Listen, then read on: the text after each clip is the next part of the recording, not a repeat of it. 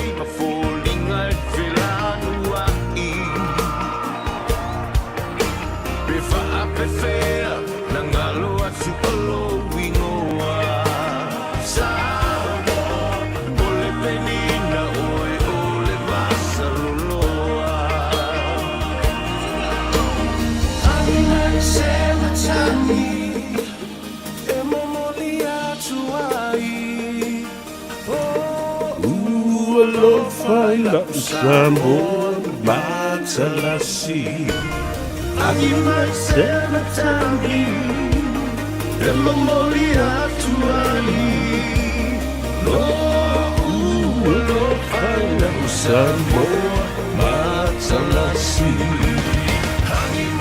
E ai nangi mai asa matangi se mamori atuai o walofa nei Samoa le pele Ia palole soifu manuia Ia o tau whaafonga baila I whafo atua o nei. Le malo losi o tibunga, ma matangi ia ma le timu o le mawhai o na tau fiofi au I o lea. Whaaftai ai le lofa ma le anga le lei o le tua. Le ngona ai le anga le lei o sa I le atunu pele Samoa, tai mai le tua lo tau seifua. Ia ma se malo seifua o le au o nei mo tātou toe. Whailoa iai, ia ma laulua whesila whai I lumba. O le nuu ai le o tua o le nuu. Tātou lau lua whesira whai fo I pu e o manu, ai le o pu e o mala. Tā walunga atuai le o nanga le whionga e a teito ta loto ta leni, moli atuai le whaafteitele I le sunga le li a wao, ia, ma le loto tele foi, a wai e le iani si e tau ngapa I ai I le au whainga ruenga. Ia, o I tātou lava, a o le teime au sange ai, Ia le au whainga luenga. Ia na whapena fo I leo na sui le sema. Ia ma fe so ani I le wha wawina. Ai le ma whai na tuua I a tama le ngā luenga. E wha wapea a wala o wha whunga anga Samoa. I tawha fio le lalurangi. Ia me se fone nei a turu ua veo mo tātou. A inga lona lua. Ia a o se vi inga fo I o le tua. Whaftai le tua.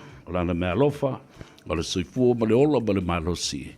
Ya, o le fu fa popo le dei aso ma wanga Gagaifo ai Faiva le tunu I le nei fo I aso raile aso sfulu ma le tasi Iulai lua fe lua sfulu ma le lima o le o sfulu ma le fa minu te wa te ai le tu lai fa me boy sample wi o lo waso ma le tai au ina ua nga e fo I ya ma ala usu ia le tunu tiu te ma Faiva masani tofi ai ya o I la tau fo I tapua I maota malawa se ele matila ma po le fala ia a o alo Faiva tama whanau a Samoa I so o se ngā ruenga ua te tofi ai o ala ala vasinga o le aso whapena fo I whaasonga ua masani ei le atulu ia e whaalango lango ma whaamoe moe mea uma I le anga le lei o le atua e mwhai ona whaataunu uina mea uma sa fua I ai le tangata o I tātou wana o na fuafua a o le atua na te au maia le lao ma le taimi ma le awanoa e whaatino ai ia mea. A wā a le iai ma au whaatasi ai le atua. Wana o ni fuafuanga ma se foe whae e le tau. Ia ai ala le yaso le alofa le atua wa lele ma le lau whaa. Ia maanga le iai I le lo le atunu. E ui I na whaalongo I na pēr le leo I rama. ia ma le tau whaitangi tui ono le wala au pa ia le tua ma le au pongi sā. O lo o fitia ai ia mawhitanga a inga e kalesia nuu mawhioanga mai tu malo. Ia ma whala putonga. Ia, ai tātou te talitolu ma whaatuatua i le atua. O lona lava Faiva whaito tasi lea. Ioe, nā te au mai ma fua i mai. Ia, o ia fo i nā te toea. Ese ai tātou te whawhitaia. Le atua ona o ana mea alofa e tawala mai o tātou ainga. Nisi sa pele i o tātou loto. Ia, ua wala au ma whaamanawa i le tua lātou ngaluenga. A o nā fo i tangata o uso ma tua whawhine. O ni mea alofa na fua i mai e le tua. E whai ei le lātou tutua. E iai o lātou to mai ma ngā waa whaapitoa. E le maua e lesi, e le maua e au, e le maua e oe. E whaapitoa le tangata. Male mea lofa le tua ua tuu iai. Me ia le tua i soifua ngalue ma soifua tautua o soifua au ona o i lātou ua whaamana waila a lātou ngā ruenga. Ia, fia la ia, ma le tonu, ma le whaatutua. Ua mapu atu fo i le nāta ngata lātou ia, mai le tele o le ngasu, ia ma whainga tāo le soifua nganei. Ia, o le tele o nisi o a inga fo i lea e o atu e whaamawai ma whaimai. Ia, sa uia i nālu ia manuia lau malanga. Alu ma watu wai leanga uma o le tātou hainga. A watu wai ma ngase ma mai ma whaale tonu uma o le tātou hainga. O le ra whae e uma i runga o le kangaka oki. E alu ma ave mea i. Kai ngai ngo, se wawa e le ula tele o tangata. Ia ai pei o saafi finga na o le loto ma le anganga. Ia. Ia sa pele ia i tātou, i to tonu o tātou hainga. Ia, whatalofa mwhatulou fo i le pa ia mawalunga o le tafa tolu ma le vānu nofo, le vāta ngata, le vāta puia o Samoa. Ia, a wā pa ia ma mamalu wha le malo, pa ia fo i ma mamalu wha le anganuu. Ia, whapena fo i ona matua le tuu ia te utou. Le au whai ngā luenga te tofi le tua ma le inga sā le vi, whawhitai te talo, whawhitai fo i whanō no manu i le tua. A wase manuia o Samoa wa o le taimi tōlu ale nei. E le na o whai whi au balai ngā sa le vi. E whaia tālu sanga. Ma ngau tuli i le atua. Tātou umalawa. Tātou te talo. O whalongolongo i lau ngā lisi whai whi au. Whamai. Ia tātou tō anga e te talo so. Pe e te tū. Pe e te ta oto. Pe e te halu i lau tā vale. Po whiale mea le dae e te iai. O awa loa umana e whaatino ai ia lau ta talo. Ia, e ise wari inga e whai maula mai e kia o fōrere pa au kakalo, fōrere i aso ia. Wale ise whai whi au e whai le lotu e amatai ia le ngaruenga ma le porkala mea leitio. Ia, whai loe le atau sa vea ma le ta talo. Pato amatai lo le porkala mpo le alawa le taimi e anga i mai ai. Ia e kali e isi a wari inga whai mai ke do oi. E makua le sau i whafua ma le kaualunga le whale lau ka kalonga nga whainga. Ka ingo. O la mea o kou whaia i ngā kala i a kia. O tau se sila la e, tau te whai mai nei. O tau o whanau le tū matangata kerisiano. A se wawa ai i tala tau te whaia. Tau te ula. I isi whanau le tūa. Ia le leia o le kau mawhai ka kalo pero ak foi a piriki a mai lunga i le kau alunga. Ala e whaafonga mai ia i o. O le whare kongu i o a miongi kangaka. Ia ai ui o lea. Pule al tangata la tau ia. O le mesili wa umana wa uina i tātou. This is the only line of communication through prayer and fasting. Na paule o le awala. E le la foila u tusi.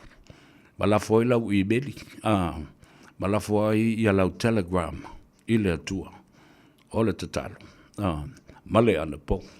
Ia la ula i isi o buri. I pepe ai. Mea gai re. La yonga le musui o kou le angango le kuam. Whemai kou kerisiango. E marosi kou a mio vale. Ma kou whai me valea. Patalofa. Ita mam tina matua. Ya efa tu lava. Ele me foi na lole atou severa. Ai efa tu foi. E o fo lo fatu ma fatalofa ya te. Oi. Ya, ma le fa mo mo lo mon via oi. Do wala fa mai I whanunga le lei, ma le malei fua mai le nei taeao, wha fo wina fo le malosi. Ia, ma moli ai le vi inga, ma la palapa o malo, sa o wha la le lei le tua I lo walofa I nai o mātou tamam, tina mātutua o le atunu, tua a sina po o inei New Zealand I mauta malawa, po o mauta ngase, whale o tangata mātua, po o whea lava le tafa. E o fo I le tātou o tunu pele I Samoa. Ia, o te lo fo I lai whaalonga mai. Ia mai, sila lola I le ngaruenga lela a tolus fulta usanga o le ngaruenga ma le tautua ale si ufonga o Samoa. O nei lola ia le malo si anga. Na iai. O le anga le lei o le atua I le afionga, po le sunga foi. I le whawhengainga, ma le whaletua. Pastor Louis Bonifacio, Pastor Anne Bonifacio, le toina ia Reverend Sangala. Pastor Sangala, ia malefaletua fo ia lilia. The vision that was there, it has become a reality and alive, and we're keeping it alive up to this day. Ina ia mawhai, ele ngata o le whaasulu atu o le maale malama, ia whapena fo I le sāwali le atua. Ai whapena fo I, o na tautua ai, ia lo tātou atunu. E longo pui ali I mea o lo tutupu. O mea lelei atoa ma mea leanga. O mea wha lelei ma mea wha e lanu wha fulusui. A pena le soifuanga nei. E fe lanu wai. Ia lungala lo. O upu whai o malo. O whinaunga wha le kalesia I tūlanga o mata upu sili. O whinaunga wha polokiki. Ia, e whapena fo I whina unga whale tū la whono.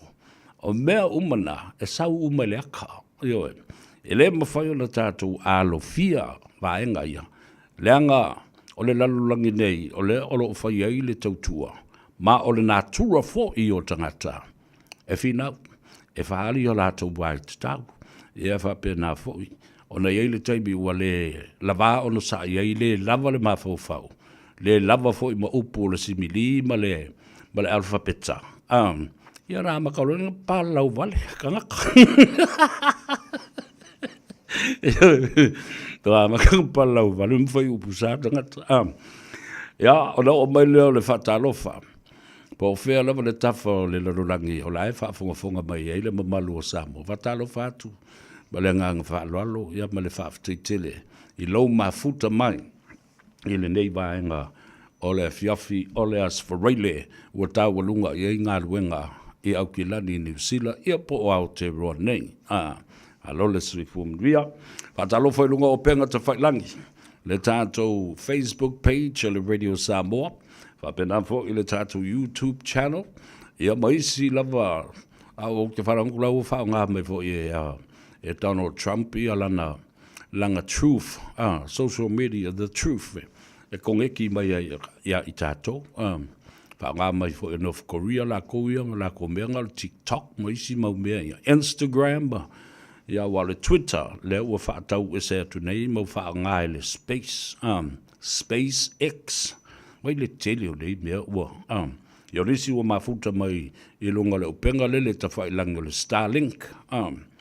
Ia, ma lotso I fumaduia, le mo mai le vasenga le tustusi le e Sau J Moores malol so for Maria watching you Seville from Sydney, Australia. Lo also ya Simona Toti Tavita talafalava malol so for Maria. O ki vo ye va ya ko punga mai lunga ia fu lau Filippo Toti Peter and Eliko malol so for Maria se Rosa se manu ya mauto uma Josefatu lawano. Yeah, keep it coming. Both locally here and internationally, wherever you may be at this time. Josefatu, ia le mātou te mafutatu I nei I o tara, o le nuu sa e pule nuu mua ai le tile o tausanga o mawai. Ia le lei. O omi, the like button, press the like button, press the share button, and then, of course, leave a comment, and perhaps you can subscribe and share matufa le tātou pola kalame. E le nei fo I aso. I le mwhai ona malama I ai malapta I e fo tangata. Le la tātou mua atu le talo le tau. Le anga o le tai awa nei. Na u te iro I lunga whaile I pukti. Ai o omi atu loa mala o computer. Ai oso mai loa. Male whasirusilanga o le tala o le tau. Early this morning.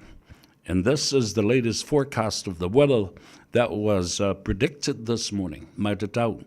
Ona tātou a mata ai le mea le nā langa o le leo ua au mai ia whasirusilanga whaalawa I tele whaava o le lalo lo lea tunu ua toa. National state of emergency for the whole and the rest of New Zealand. E tā ua la le tātou a mata atu le mea le nā. Ina ia malama lamai. O winga le tau lea ua whaari mai lona whaali I malona whee ia te oe maa u le nei aso. E le ngata I nei le aso lo aswarele nei, e wha solo atu tae ao, o atu I le aso sa, aso ngafua, e valu le aso. Valu le aso ia o lapita ia ai, o isi no fuanga iei Dunedin o Tako, Waikato, a mesen mele iei le vaitele lea le Waikato River I Tainui, o le a pa ua I munga. Mai sila lai le mera. O Canterbury, ma le wha solo atu le Ayo Keriso I Christchurch, tasi ia no whanga. O le anga I atu I tauranga I le vaitele le I tauranga ma le lau papa na o lo ieina. O le tele la wala o le munga, o lo valo ia. O le ono se fulu milimita anga I le valo se fulu milimita. Ia le loloto, ia po o le malo si malama mafa. O munga le apa uai. I atatou nei tamaki makaura upo au ki lani. Mō le isi valu a aso o lo manak. Ia talo whaila le tātou au. Wa leo tau nu umele tātou au le manu Samoa. Ia au ki lani nei. Ia male lātou wha moe wai te tau na climatize. Ia wha masani ia tino na i o tātou tamata alo. I le tau fo ia le dei atunu. Wa lea o lo loma nei ia le whetawinga le manu Samoa. Malana ulua I ta'alonga whaavao malo le lua afe lua sifurma lima. Vai aso lea. Aso sifurma le valu o Iulai. Lua afe lua sifurma lima. Tā le fitu. Mua ili loma le wha ili le laufali. Tiki loma le polo I Mount Eden Park. Mount Eden Park. Ia. Tā ua le nā. No fuanga masani sa. Watele le. O ta'alonga sa whaatino. Ina me se meo ta'alonga whaitaulia. All Black Test with Australia, New Zealand, South Africa. Ia o la fo le tātou manu Samoa na ta'aloi fo I ma ta'aloi I le malai whaitaulia le nao Eden Park. A le la o taunu tonu mea le tātou au le manu Samoa. I le taimi wha le tonu o le talo le tau. Talo sia. Ia au ngana yaso ia o le a wha masani iti no tama. Ia whapena fo I le masese o le polo. O le vai o le malai. Ia wala au tūsi sila nei fo iai. O tu ai ngā tau nei I fia tele iei papalangi a mese New Zealand malana o le peleki e taha aloi. Wa masani o le Winter Time Rugby and League. They are winter sports. Asangi e kere kamai. Pe pipi I fo le lengi ngi meong kuru I o la ko lima. El waku le polo I le ai ma se masese e la kua mau le le mai. Ia, le saponga le polo. Ia, a whai ua taunu mai le tātou au ma le manuia. I lau whanua me ele o Aotearoa nei. A velo leo e whai ma whonga tāmbori o le tātou polo kalame. A mese Samoa. E whaafeiloa I atuai. Ia, ma whaatalo whatu mo whalo whatu. I lau sunga sua. Hazard Jeremia. Ia, whapea fōi le whaiaonga le sunga. Po le fionga fōi le swafa ia le malu tusi pisi. O lana taimi mua lea. Ua se e atuai le nei tamali I matofia ma whiriwhiria fōi le yuni lakapi Samoa. Ia, male lātou komiti whafōi. Ia e tau aveina ma avea ma whaiaonga o le tātou au. O le manu Samoa. So, the head coach, le malu tusi atapisi, his first ever game or test. It will be versus Scotland International. This next coming Friday, 18th at 7 p.m. At Eden Park in Auckland. Ula ni ngalu ta lunga le na. Timu pela, wa le fa nei. E valu isi aso ia wa balu ia. E le talo le tau fa va malo ai mai se mo New Zealand. O le a fa pe nei ia winga kau kala kiki o le kau. O na winga fa ali I fo le. Lo stama I tai mi la fo le mapu ai ma malo loai. Agi le matangi saule savili toi pa ufa matimunga. O tilo lola ia le ana le la. Ele awala e faitau ai le tau. Malona amatanga. Male mafuanga. O le susuenga la le au vaenga ia. O le vaenga le au va ai fetu. O le vaenga le va ai tau. O le tilo I satelite. Ma tilo I ngā yo inga fo le whaale natura. O le angi o le savili, o le malosi, o le vevela. Awa vai atu. Ua whataitai mai le tangata le nā. A masalo o se tangata tuama walunga tele lo na malama mai Australia. E winga I le tala whatatau o le tau. Fo la me mafuai. O Australia la le mafua mai le mea. O le tele o ele o Australia. Continental the massive land of Australia produces such pressure. O le malusi anga le vevela la o ele fasolo tuai I mea tuto o la au malau fanua ato Australia. O le mea la le la helu atu le matangi matu leile vevela na anga I atu le o ngā sami o le Tasmani po le Tasman Sea. A ola ina velasia ia le vevela ia le o ngā ele lea. Wa ngā I tai le sami. O nā ngā I mai lo lea o matangi. Ma momoli ai miti ia ele la. Al mafuanga la na e la ina. Wa watu le vevela le I lungo le sami. I lungo le fola fo le o le sami. Pa ui fo iai ma ave o le la. Miti ia le la. Ma avea I loa la. Mea ia e ta uao. Wao la na atu lei mai le savili mai le vasa Tasmani mai Australia. E sau pea I lunga o New Zealand.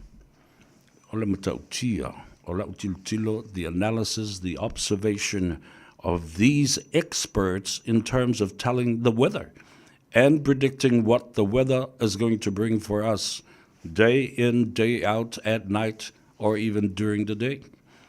Wala le te leo le mea e a fia mafua mai. Ona whaingola ia leo o le vaenga le na ta o le low pressure. Le low pressure le, ve mana yo le whaile tātou wa onga le 101 the weather forecast. A wau te inoa. Masalo e fau I se teimi bua le nei wai whaalongo ai I le whaamatala ina o le mafua anga el hei ona tutupu mai mea le tala le tau. A tu lei mai la ele savili matangi malolosi na mai le vasta Tasmani ma le I tu le o Australia. No mai la ia leo au te telena. Ma wha malu I lunga o Aotearoa.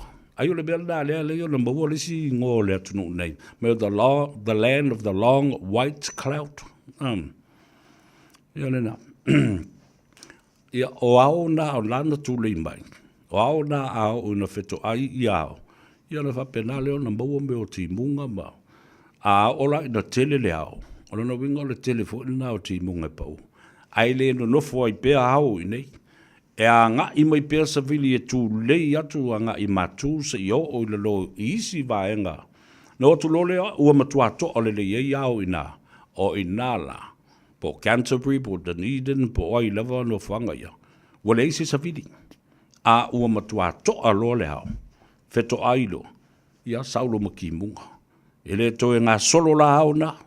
O na timu ai lava lea ma timu ai lava.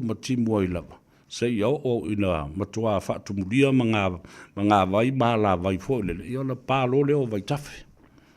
O lapta ia I lola ia lea o le tele o le mbalo lea tunu o la lampapa au ino fuanga tūla lata I vai tafe ma au la lau papa. so i se mea mawalunga. E au kau maua mangi. Ia mafuanga la na o oi fo e mara tātou tilo. I le whaawasenga ina o le afo i o le tala o le tau. A o le lai whai mai nei. E walu le le aso ia. O le a wha malu ai i ao ia. E mo i e iai i a fo i meo matangi. Ai le mawalulunga tele matangi e mawhaiona la tō leia. Ia ao na i au ese atu, te a ese atu. Ai o le mea le na whaitala le atunu.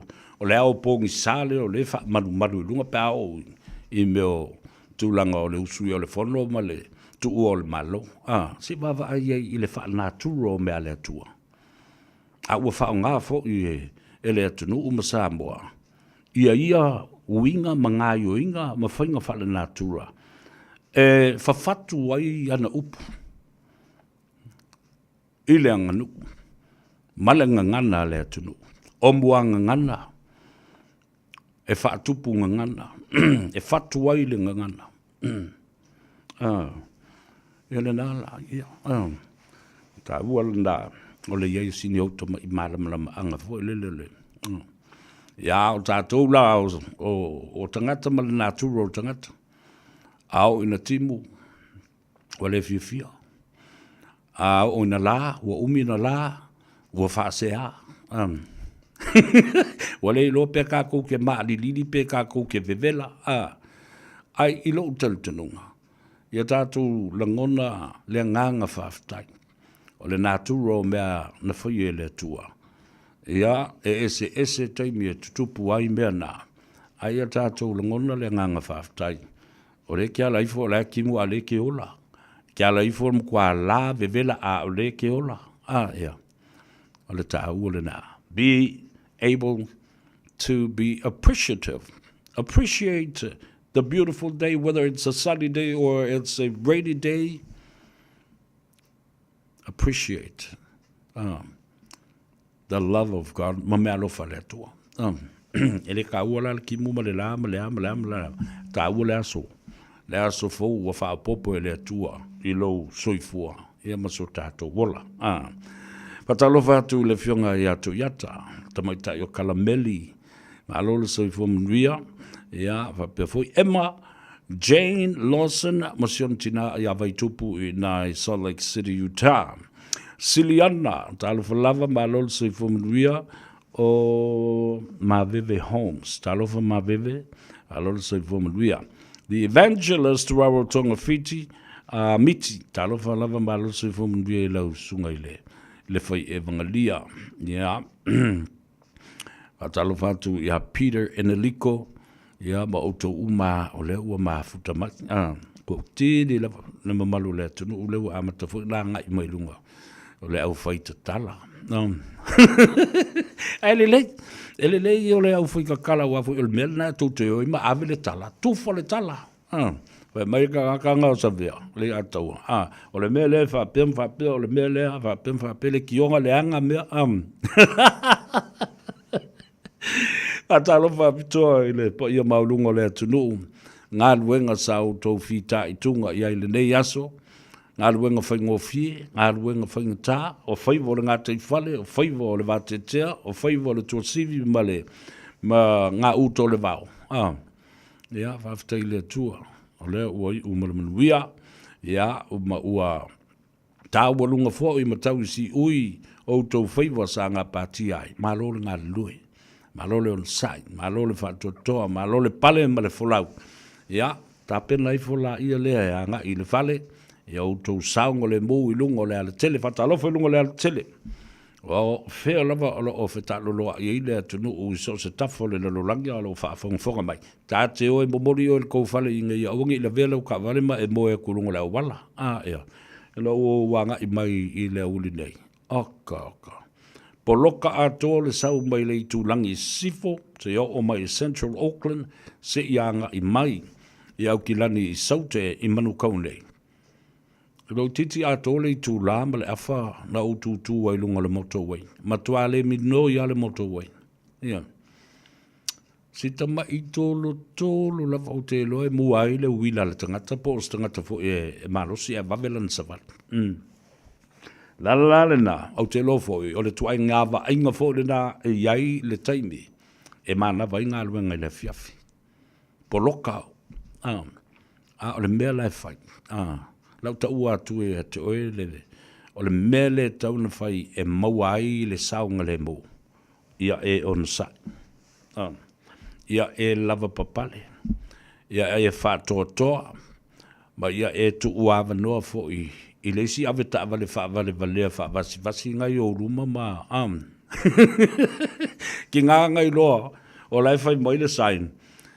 Drive to the conditions and have a safe distance, travel in a safe distance, or drive with a safe distance between you and the other vehicle in the front. Ai le ia o lai e sa walang ka vale fia susu mai ku o lau pampa. Ia on sa ia wa o me e o so le fe o tangata. Wa tele me o le va mai le ngaluenga. Wa fia va ve o le fale fia va ia tina. Ia ma va vai po la se nga tina o la sa fatina. Ale wo ku ka I le fia le si avta vale lungo le wala. La papale on sa taulu uma lava I lalo le wati o le mea taua o le saunga le mo. Ai wo ingi fuki ngā uru fo le mangi fusu anga e whairunga le awala e mata tangata po loka atua ma le awala. O le fia o tangata e le whale. Nanga I tangata e whapena o la tō winga. E fo le o la tō winga e fulfulu lele, le upu le nā. O le fulfulu lele. Si tama I mea, I oso le fefe. Si kama I mea I, oso I fo le fefe. A sau fo I upu le ngutu, toi titi a le aise fo I upu e le sau I se upu le anga po se upu saa po se palau vale. Wale o toi loe tangata whaavasenga. Whaavasenga le lei. Le whaatatia ina o se whai upu e mori mai ai le anganga o le tāu o le tātou ngana. Wa so o I tala ma le ngana o lo whaongai na e maoli le teimi le nei. So se foi upu e whaongai le maoli. E te taua o na tolu pe whani upu palau vale e iai tono le sentence le na. Aua tātou te whate tai, fua tātou iai. O le tātou ngana o le aulo le mea. O le susua ia toe anoa. O le tāu o le nā o le tātou ngana. Ia fo ia pisa iai stemi o papai fo lea iai. Mana tua foi. Ina ua a fio mai le fonga talai. Ma maua lea vanoa ma te whaafsanga I le whae le lima I tula. O se tasi leo ma ta upu na sau mai mai le fontanga fonga talai o le lalolangi. Ai mai se fonga talai uma o pale mene malo o le taupulenga peletania. O lea. O le whaonga ina, e tangata sui whanoro parliamentarians and members of parliament of the social media. O la mea o tu lai mai nei. The social media does not have a tool or a mechanism to control the language being used. Nei se mea tau fiofi ai, ma tau fiofi mai, ma poe mai, ma tau fiofi u mai ai I le whaonga ino le ngangana. O whatulole le fionga le fonga te le sunga le pali te le ala fua le la e malanga ma oe. A wā ia suis whono le parlemene. Lango whaasi tele o whaipulo lau parlemene wa over tele le mafu whauma upu e so ona lafo I tangata. E le ngata I upu e lafo I tono le mauta whanuma le parlemene I teimi o whontanga mflaflafo inga. O upu e lafo e lesi whaipule, matanga, ma upu e lafo e lesi whaipule, I tangata lau tele o le atunu, ala lafo le, a sa no le fionga le fongftelai. Te le lava le o onga, e te tau o na whai malapata I ai sui sfono le palmene, wa le lau whatu nei. La e si la fia le lei le fongftelai sa o tusi aloa I atu I la fionga, ma isi sui. ma avea I le whailau tusi o le whono, ma le au whingaluenga le whono e tilo le mata upula. Ono o le whonga nisi o whaipule o le whono. O le palemene, e whai I isi whaipule, ma whai mai I tangata lau tele o lo I whafo mai o le palemene. O tauia, leo tupu ai nei le whale tonu. Ala e upu le atunu. Mala mai fo le tu se a fua mai maunga, sa malui o le atunu. Ma tangata uma lau tele. Aia, tau te whaia whai unga, tau te whaia la fonga. Ma wha ta inga sili o le māta ngā, ele ngana tau te whao ngaina. Sa le te tau i ono tau woi tono le mauta whanu ma le palemene. Māta ngā, o ngana na, e loa I le awa ia. Ioe, na mātutua, o ui o lātou lima, tofi, nā lana o tono le mauta whanu ma le palemene, o le tau wha, ale I tu mano. Dea na ama I le pule te sawa I. Ai tau te mai la lau upu māta ngā I tangata. Therefore la o le teimi la o tau fio e toi fia papa I le pule. Na o mea pepero ma mea se, therefore la o I tua. E tau wha pele ma wha lata le atunu. Ai olo I tonu I. O le le mi ngāwe ma le ma fau I lato upu e whai, e la lafo ai wha fonga Samoa. Wha teita inga sili na nao na māta ngā. Therefore, I o upo la lafo isi foi pule I tangata lau tele o le atunu. Lea lava o te pese atu ai. Ona o le tau singa o le file mu. Aisea. O tau e a mata mai ei whaateita inga le lei. Nā e le pōsa lilo. Palau vale lisi foi pule. Fai upu māta ngā lisi foi pule I tangata lau tele o le atunu. Nā lai o lau whai atu le whonga whita lai. Whai sau tu la whono o lau whionga, lau sunga pari. Pui ai, sui is whono umo le pari mene tonu le maota because you have to have a law, a standing order, that these members of parliament respect and the usage of language within the parameters of parliament. Why? You should enjoy that because of parliamentary privilege that is used only by yourselves as parliamentarians. Le aia te tau mo le whaamrianga whaabitole nā. E whelafua I ai ma whao ngāe o tonu nā. E a masoa lau pule ala ia lea whapea. Ave ese upu nā mai o le hansard ma whaamamonga le parlemene. Ai a e tofu mai loi fafo. O pāpui I o le palemene. Ai la lafo ni au tala whapena. I tangata lau tele. E whaale le lei tele. Ma lavalo lato wa o ina.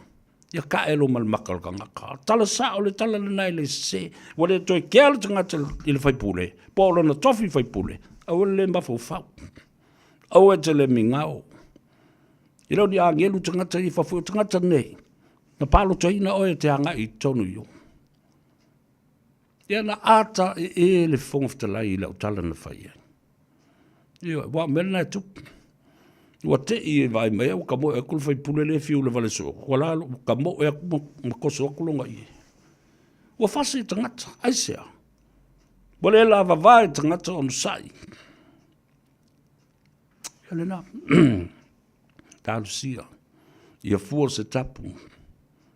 Ma ia whapena, den nei pae inga fau le a ngai atu iai. Le fo ilan tali loa mai le sunga lauli al mali atoa. O le tātou ngana lava, lea ua whao ngā se tangata nei, ma ua la lafo ai upu mātanga lua, ia whapena fo i ona le toi mwhai ona tāu fiofi mai. Ia, tāu o tele. Tufala tātou por Colombia. Share our program to the rest of the country. Walevo tātou o le teimi o le tālonga o filifilinga, o matematenga, o I tenga a lea tunu. Tilo I lea vaenga, ma lea vaenga. Leale me te loa e manui ai, ia lea tunu, ma lea navatau o lea vaenga, ma lea vaenga. O lau filifilinga le nā. A le tu te fo yo le atou sa vea ma leo whaasalau. Mo moli atu le ano fale. O le alo na fianga. O sa o lea anavatau ma lea manu lauti wa au mai. Ao la, lona so tanga, ma lona afianga i o tangata. Ma le tu la fono. O le ale umi e manui ai tangata le nāmea. Se mea tau whaalata, ma se mea tau whaavalea, ma le tau whaase, wana o sina tamai teimi a, e tupu oile mea le nā. Nā, mori mau Samoa. Ata watu ia me whai efe me o loto leanga, ma le tau whaaleanga. Ai leilo. That is the personal freedom of choice and also freedom of choice to make analysis.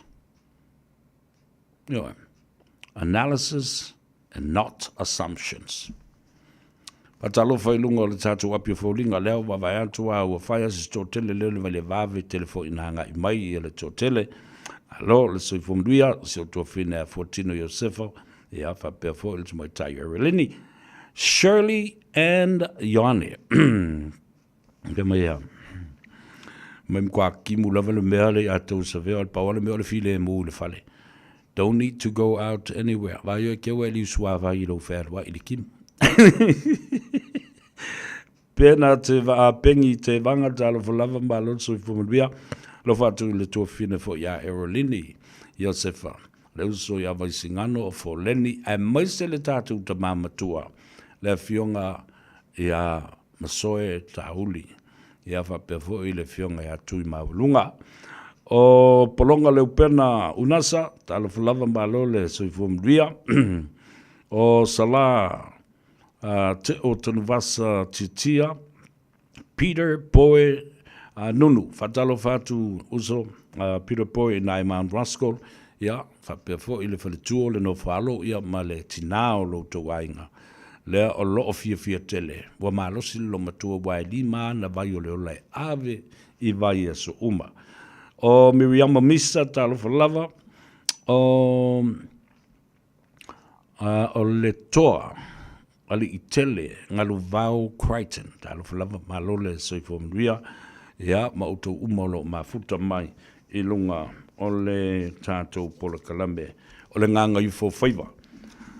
The weather forecast has predicted for the weekend of Auckland, and Auckland will have some downpour of rain.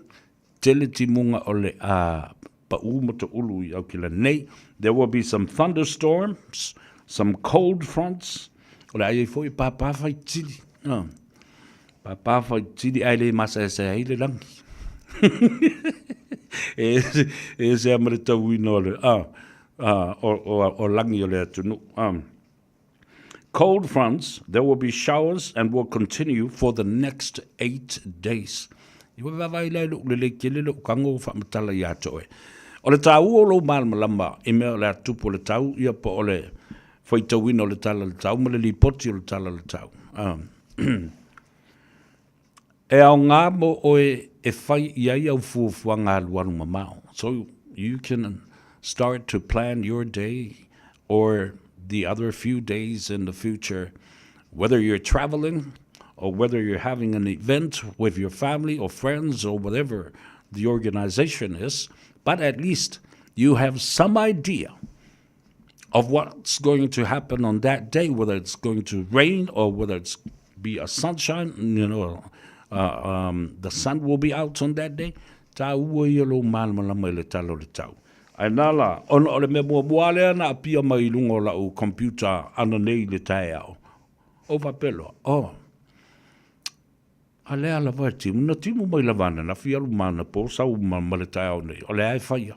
Se tato waa aila, po ani wingo le talo le tau.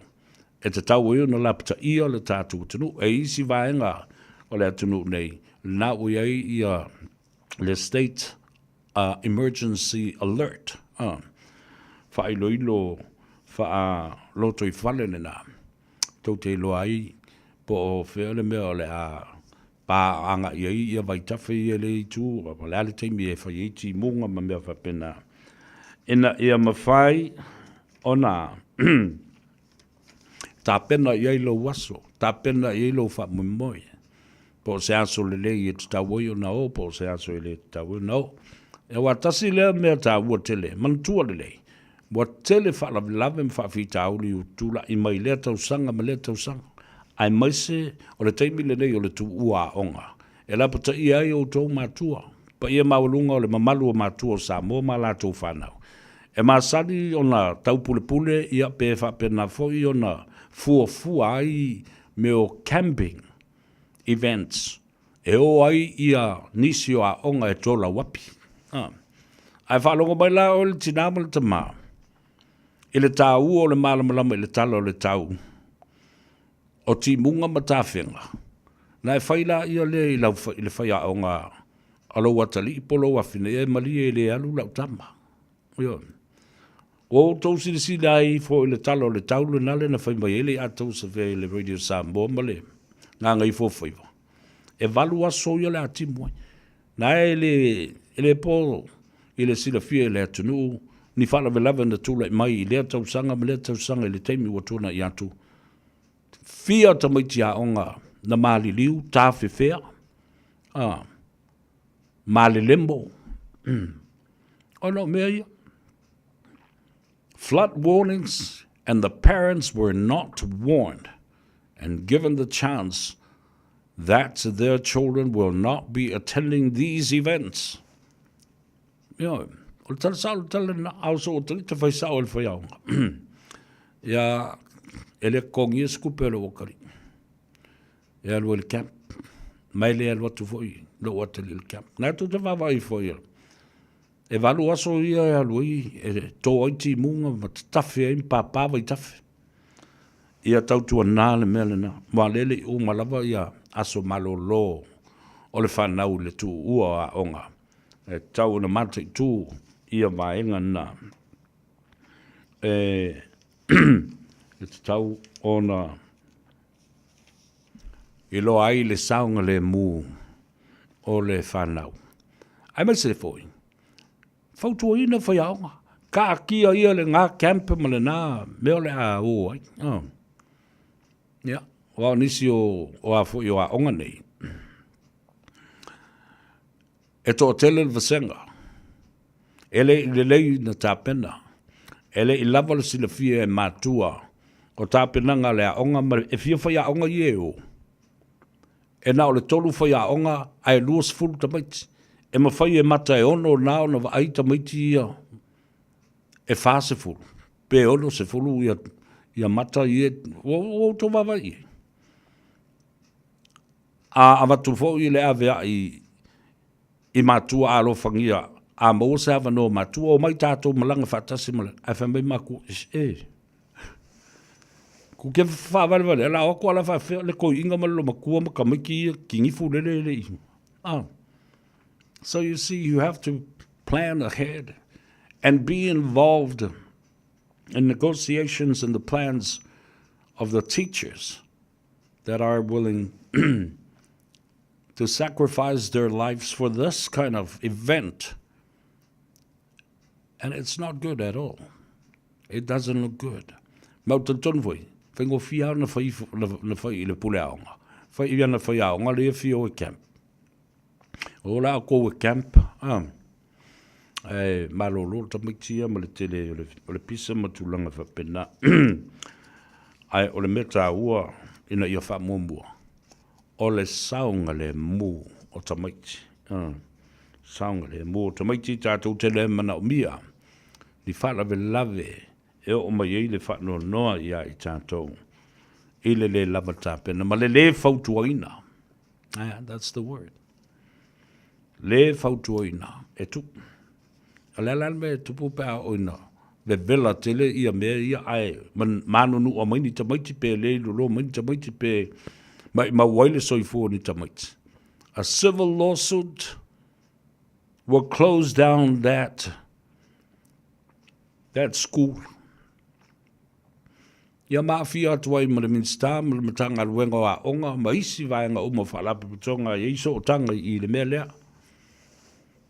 Ia e fiu ai whaina meo civil litigation. E le mawhai e le 3 miliona le nā ona sui tūlanga le toi whafo mai o le olo atali i po lo a fine po se manu a fo i.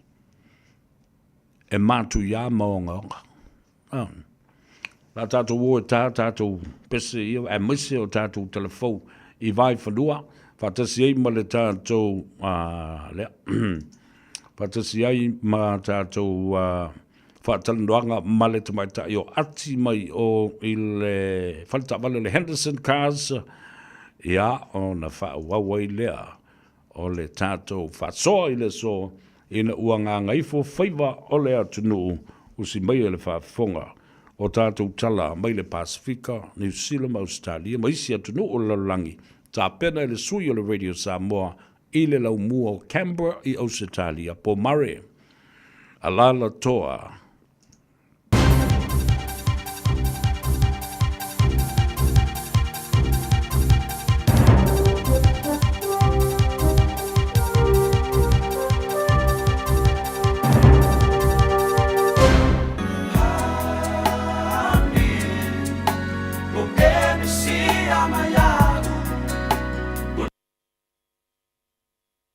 Talflava o se whapoponga o talafo o le Radio Samoa mo le neas whareile. O le ato e whafo i ane le United Kingdom i wharani i ni naiwa i aso o lumanai i la tau na whaimalanga atu i le UK i ni tama i waa ma o lea whainga o le a whaatino i lalo se polkala me fau whaataitai pe ona sauno i ei le pālemi o Britannia o Keir Starmer. O le madianga pe ona ripotia i le BBC o whaingoa one in, one out. O le ato e whaafo i ane i la tau i asa malanga atu o migrants i wharani e fe whaasu ia i fo i matangata na whaimalangane i Britannia o asylum seekers a o le a fua lava i suenga tau le puipuinga e te tau o na whaatino momoa. O se tasi leo i unga o le whainga malanga le presidente o wharani Emmanuel Macron i le UK mo aso e tolu. Ma ta ue le ripoti o lalo le marianga fōlea o whaatulanga e o atu i le 5 tangata e mawhai ona whaafo i ane i le vāo atunu e rua i te tonu le vaiaso i rātou wia e whaimarangane i waa ma kolosi e le nofuanga o whaingoa le channel i tūlanga whaasolutula whono. I le mai o le telo tau sanga o iei pēa o popolenga i tua oi o atunu e lua wa fōringa mai wa ieise a nga i luma o le mata upua saina mai ni tia e ui o lo iei nisi lu i tau ma masalonga i lea mafutanga.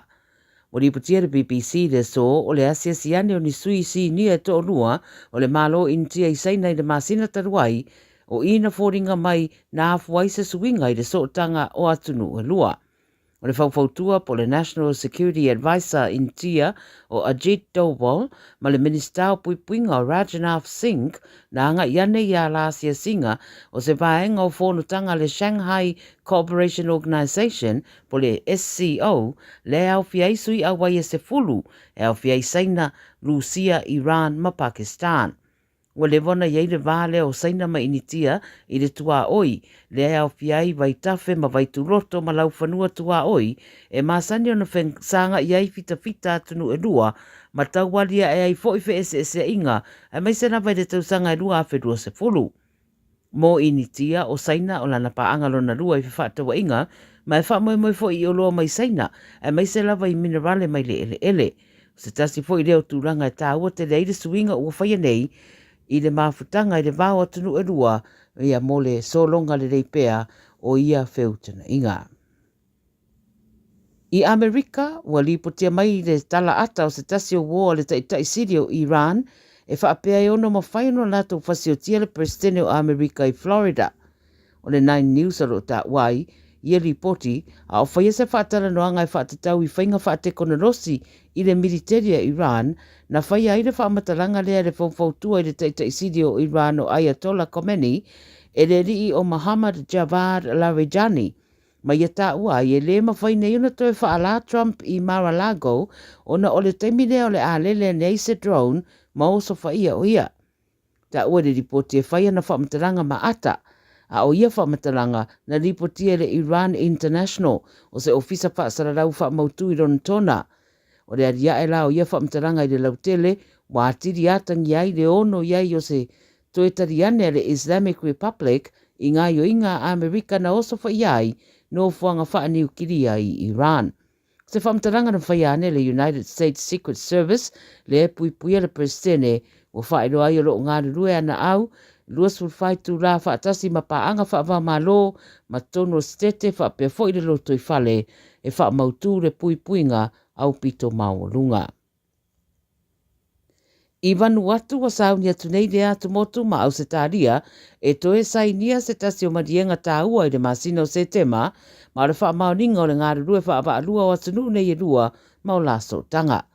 O le marienga na urua i sainia le rua awhenua rua e peona tā ua i ripote le reiti o wha malo New Zealand, sa sainia i lalo o ai inga, e au fiaitu ranga tau le pui puinga, pe wha atawa inga, ma le wha alau te leina o nanga. E au fia ina marienga le tāro sanga me le pare mio Vanuatu, Josam Nabat, ina ia mawhaio na malanga mai e tangata Vanuatu i Australia, e au noa mana o mio ni visa. O whaeroa le ripote le Radio New Zealand, se whaamtalanga me le mtanga ruenga le vai papo Australia, le DFAT, e whaapea ua fia e ngāre rue whaatasi ma le malo Vanuatu, i le marienga le nei, ia maanga i ei fo i ruma ma o laso tanga. Ma le tara muri mai Samoa si dia mara serau wafe tangata nuu o Samoa ua mai ona le stala mo lana whai ngā pālota o loma, ma o le vasa nei wa tatalai le avanoa mo sui whaatatu e tā momo i le whai ngā pālota. O le pālota rua wherua tasi se lau warisu fitu sui tau wā mai bāenga wha uwhai e 5 na tau sini o ato ai ia masui tutu o tasi se furumane rua. Pei tai uwhairo mai se saunuanga le komisina o whai ngā pālota to le afuatu i a Wherolo Stanley, o le lola whaai o le pālota le awha alaurua mai steimere masina nei, ma o te tala fo i awanoa e tāro sa ngā tuai mō pālota mua po le pre-polling e fualava i e anga waa.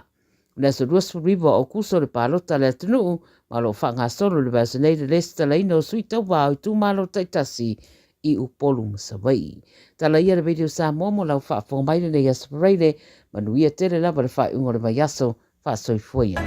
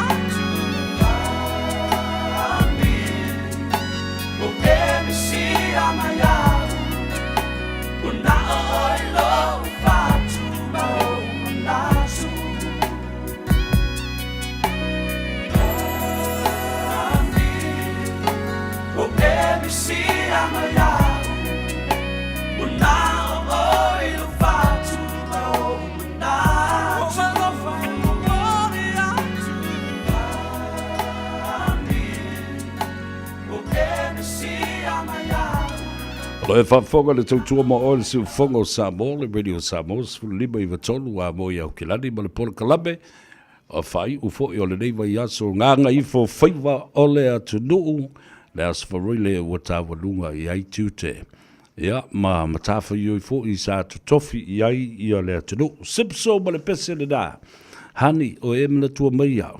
Saulo le fale o le ua kuua ma ngava ngaluenga. Leo fatasi mai I o le tamai tai. Ia, ati mai le tātou fale tāwale pe o na o failo. Henderson Cars I nai Cavendish Drive I Papa Toitoe I Manukau. Alofa ati balole sa fo riam, alofa le ngā lue nei fo yaso. Balo se po savea ia langi mafe te oe. O ka peon ta fo ina tapo kalame mata ni le ni yaso. Ia, o lo manu ia lava nea o mai le lo fom male anga leo le atua. Ia le fo ila ala mama whai u ia ngaluenga fo i o le aso. Ia o ama le nai tu le maluru. Ia ua sisila mai fo I lunga o le alata. Ua matua mawhanawhana le jacket mawhia le ua whainei. Ona o le whaia si malulu ia e maise. Na timu mai lava na nafi alu le po a toa na po sau ma le nei aso. E o mai lava le fia fili nei. E le I maua lava se mapu e tasi o timunga ai ui o lea. E le tu ua I le ngā luenga whai. Whao au pēr le tautua I le atunu. Ia whapena fo I ate. Oe ma le tau au whenga luenga le Henderson Cars. La se tala mai. Ia se vi pote a te le nei ase I le tato kale tāwale. Ia sa whatumia fo le malo la tinu. Nisi fo sa ngā e mai mō la so sign up.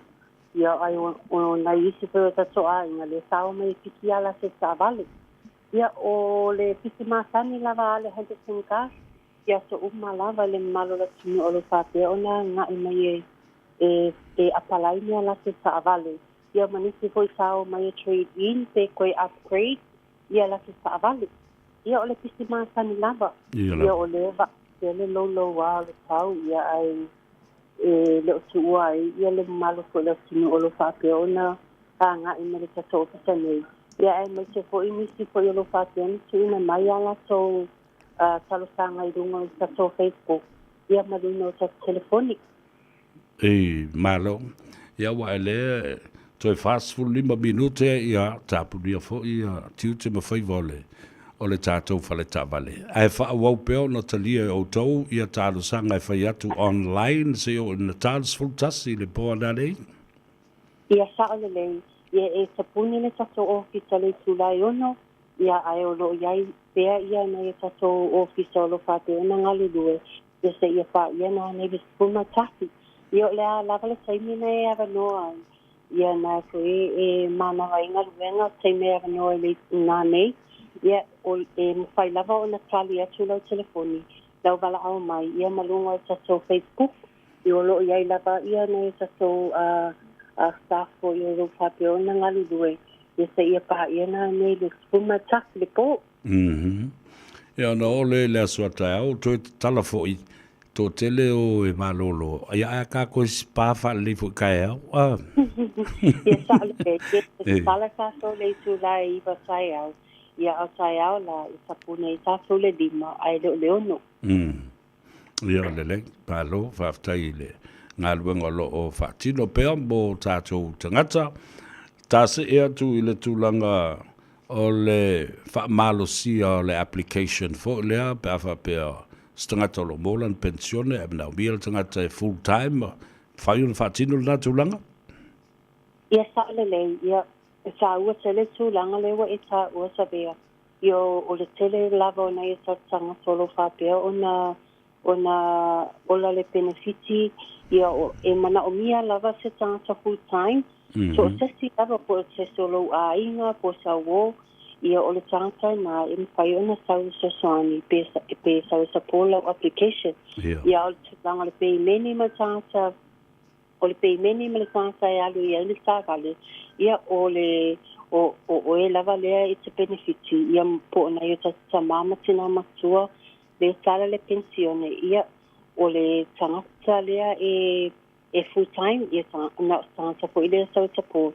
Ia o e ngafa male tuna lea o le pei ina le tāwale. Ia mato e alu ile le tāwale ila lolo suafa. Ia malo whaftai tāua tele. Ia, e maise o seleni e maua mai I ta'avale na lo whaasalau nei ati? Ia Saturday. Ia e maua uma ia cashback o tatu ta'avale. Ola lava ta'avale lo whapea o na apalai ele customer. Ia e maua uma ia cashback. Ia whaatase ma tato cash kit. Ia ma tato referral po tangata po ile te tanga refer mai i le tato officer. Ia e apalai e se ta'avale. Ia o tato tupe uma na o lo maua uma le terminate. Ia o ai lava lo fia mana o misa so ia anga i mai. Au tēnā whaai, ia, lo tēle mano noa ia maka ta'avale modify wa umona teo. Ia awa lava te kole na lo su mai lava e apalai. Ia e whaakali pe o mania mai lau tausanga. Ia na e sawala, ia sau choose le ta'avale e te mana o ai. Lo tēle mano noa ia maka ta'avale wa umona teo. O SUV, o van se fulu switasi ni po. O family van, ia le ngasai de o maso SUV, dua se lua lima, leo tauni o terminate. Ia, ma lo whaatai a whai o iese si vaenga wapa ui a te apu, ia whai lava whai ona, toi whaamanatu mai, ia lau sunga le te mai tai. Whaatai lava sa vea, ele whaumaina sa pakalame, ia e moli atu le nganga whaatai tele le pūlenga le Henderson car. Le malu po la tinu o mapa anga o male Henderson. Lo whapea o na anga i mai apalai ala ti ta'avale, upgrade, ma trade in ala ti ta'avale, ia e mole atu le whaktai tele le pūlenga. Ia o te loa o na o le whauna ni vaenga o whailoa atu le tāpo kalame. Tātou te loa i po tai au i tāpo kalame mātani. O leo sau lava le mavi visa vea. Yo, moni au. Yo, o koe alu sisi me alu sao le fale. Le rei, mai le tā tuatusi, mai le tā telefoni? Ia o ai lava lo fia mena o ia se tuani, ia wala au mai ia o ati, le numera o ali se lau, fiti tastasi. Ia te emaili mai foi, ia maso Facebook page, nai alu le Henderson car, ia te tu sa o mai foi, le maso ofisa nei, le tasi Parker Industry, i papatoe toi, pasai lava sa vea mule ova no, ma ia tele plasi afi. Ia, whaftai tele tā whenua i lea soa tai au, pia te ia tu ia i le ola malabalo si tā tumu te siri langi. Ia lo whaafi sa vea, ia la fiafi. Ia whapena fo i whasoi fo ia. Ia, le tamaitai o ati, ia male au whingaluenga le pūlenga, ale tātou whale tāwale le Henderson Cars, waliwa tau sanga, na whai pui po i le Radio Samoa, male Henderson Cars. E te maua le lātou telefoni, e le aise tutongi, ia, o le telefoni, o le o walu salau. Fitu tasi, o walu salau, fitu tasi. Ia, leo le naa. Whaangana e vili ati, whamaile a tau sa whea. Ke wala waku i hake, o e kuli mai se upo e wakua ia. O le tuatusi, se lau wiva sfuma le wha. Cavendish Drive, i Papatoetoe, i Manukau. Whatalofa ia la tau ilunga le tātou api o fōlinga, kuki wha savalu, polonga, leupenda au nasa, o le sunga le papali i sina, ia, whapea fōi le tumai, tai o Teresa Ene, e le tangata leu te wawai, atu whamai, oi, o kuki, talofa kuki whasavalu, talofa, ia maa lolo sai fōmanuia, whamai talofa, a le ataua, a lolo tau longolongo, maa tau tāpua i makari i aku i nei, i le stete o Arizona. Mamau fōi le mea iai. Whatalofa pitoa lava, i le nei fōi a fiafi, o le tāwalunga o Faiva, ma le nganga i fō Faiva o le atunu, stasio pa anga tō tino, a le Radio Samoa. Ia, ma lei a tau sa vea, o le sunga e atui sa mau, fata mau lolo, Wellington e Malifa, stasi fō i o li i tu stala, ma se li i whaasa lau, o loo mafuta mai, ia, maasiasi mai fō i au ki lani New Zealand nei, i nisi fō i o fōfuanga, whaapisinisi, whaale ainga, ia, a o le tautua o loo whaatino mai i le atunu pele i Samoa, o loo tausa ili se amanoa, ia, maua i se taimi male a fionga, ia po le sunga fō i atu i sa mau, I le aso atai au. E whai ma u paanga tō tino, ma malo whalo anungia, ia a wafo inisi o tala, e tuli tatao, ia ma wawa ai fo I meo lo tutupu I Samoa. A wau I la tōne lo o lala ma papa au I Samoa. Ia me se fo lo tau sanga o veo se tustala. Ia ma wha maupopoina o tele o vaenga I lolomi, ia pei o newspaper o Mekasini ma whaasala launga a whalawa I tele. Commercial and advertising. I te tolu o le tātou o tunu. A me se fo I le newspaper le Samoa Observer. Ioe. Tele la le to mai ma le anga va. Tele fo I ma le sila fia o le sunga atu I Samau. Fata maulolo Wellington e malifa. Tuli te tau mai le aso tai au. O tau le tu lai lua. Ia le ambua I se whilo inga. Ia ma tātou wawa ai fo ila ia le whaata o tonga mai. A le ase fo le sanga I le mea uo o iai ia le whainga palota le tele le tunu. Malana tāpenanga. Mana tua lele I o le tātou whainga palota le tele. Aso lua sifu ma le fitu au kuso o le pre-polling. O le urua I palota mua le nā e tātou te amata mea ai. E mafua I se a o na whaia le mea le nā o le pre-polling. Ina ia mawhai o na o tangata o le atu ua Samoa. E whai le lātou palota. A o le io o le aso le palota au tū I le aso lua sifu mariwa le aso tōna I le nā. Tā ua tele. Ia.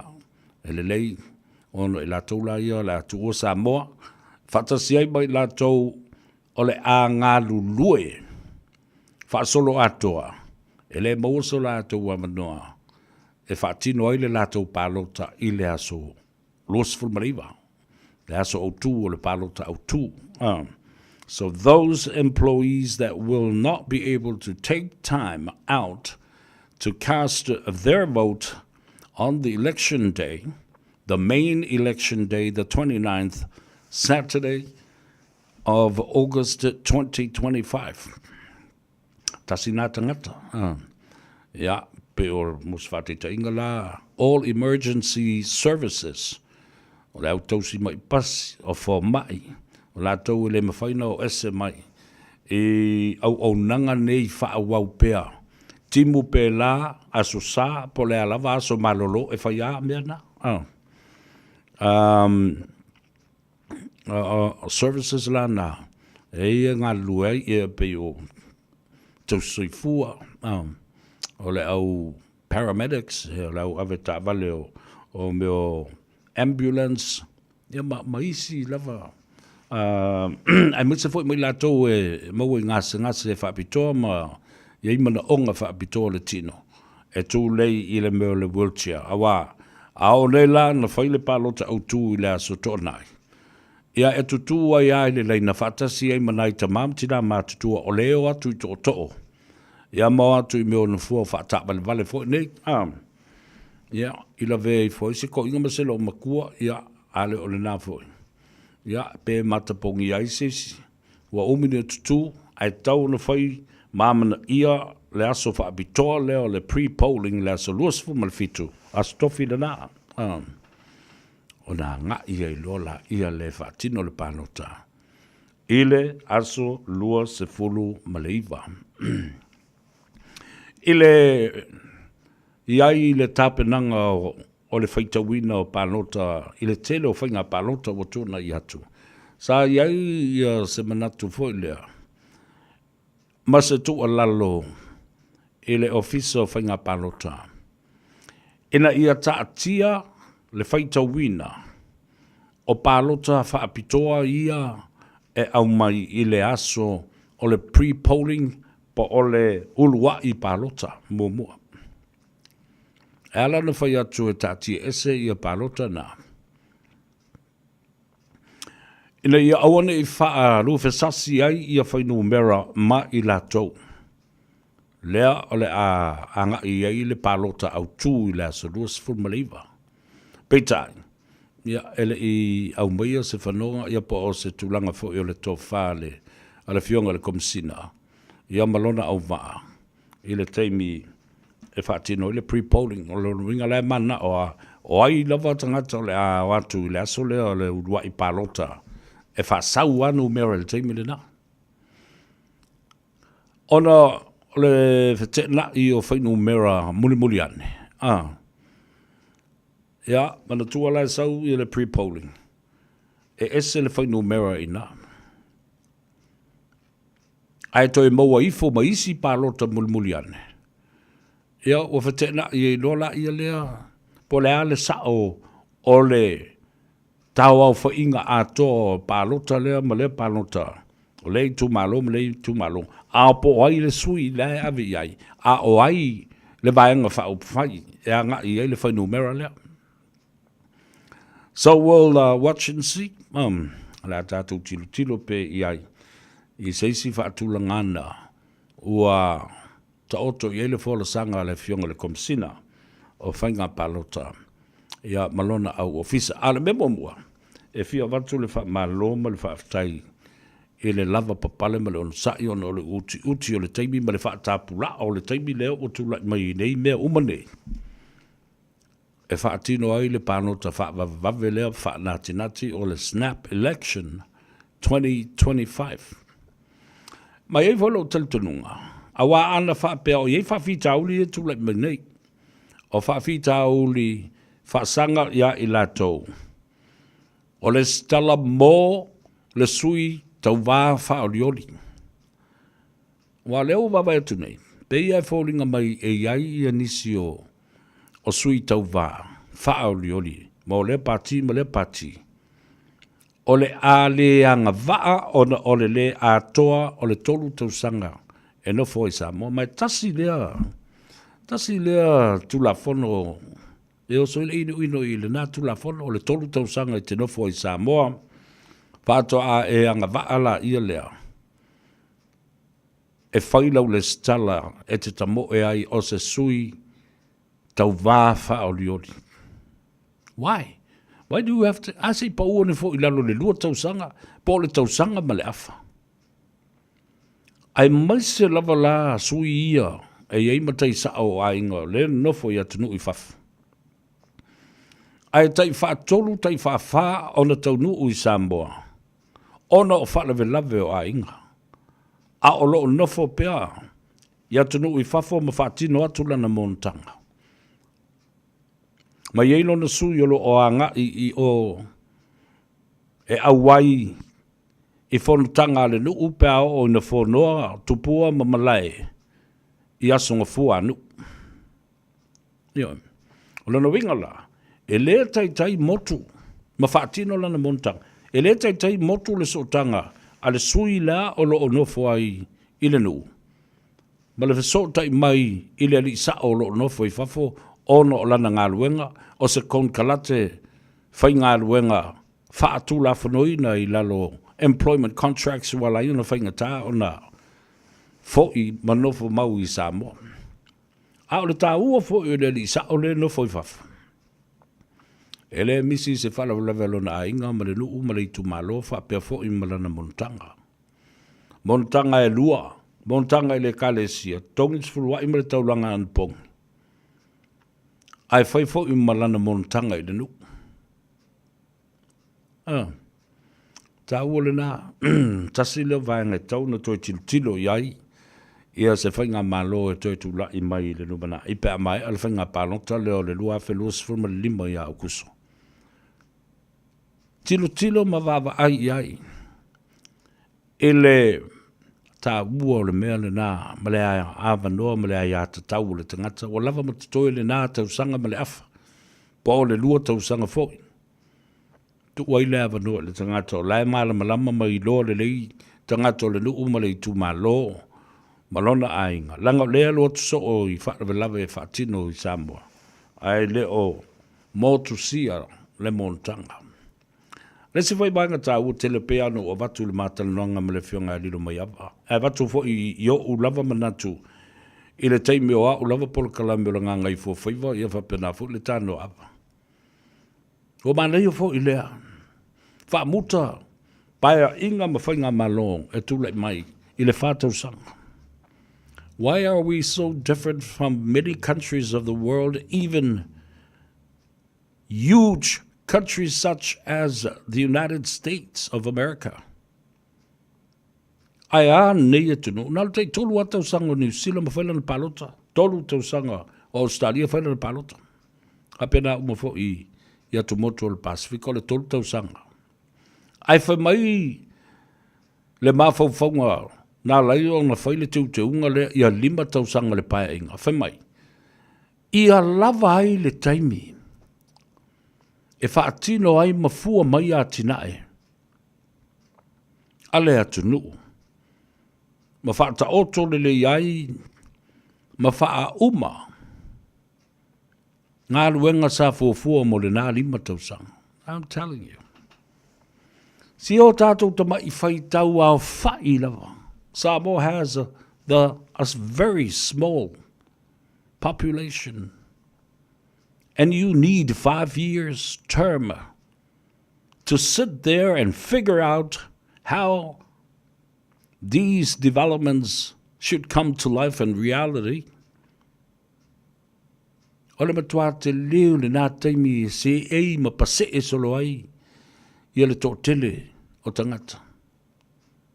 Whātau sanga as a brilliant time frame. Do everything within that 4-year period. Ole tausanga lona 5. Ole tausanga eva. Ma le tausanga ta whao. Ma le tausanga wha mai mau. O le tausanga e fuafua ai nisi mea leanga ma nisi ne le manuia. Eo e ufufia tuai nisi mea ai mai mau i tupe le tunu. Talsa wale na. E pure ale a tau savea. I have a research. I did a research. The length of time and the time frame for any country and parliament to sit in that time frame. Te le yo le teimi. He ono whaatula I mai manisi mea ele mana o mia ele atunu. Ai whai are mea maa ngā o iei ka ngaka o lai ku malo le keimi le nā. Yo.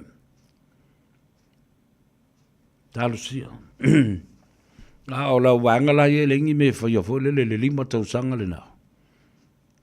It's just prolonging and the extension of time wasted in Parliament and resources and money too wasted.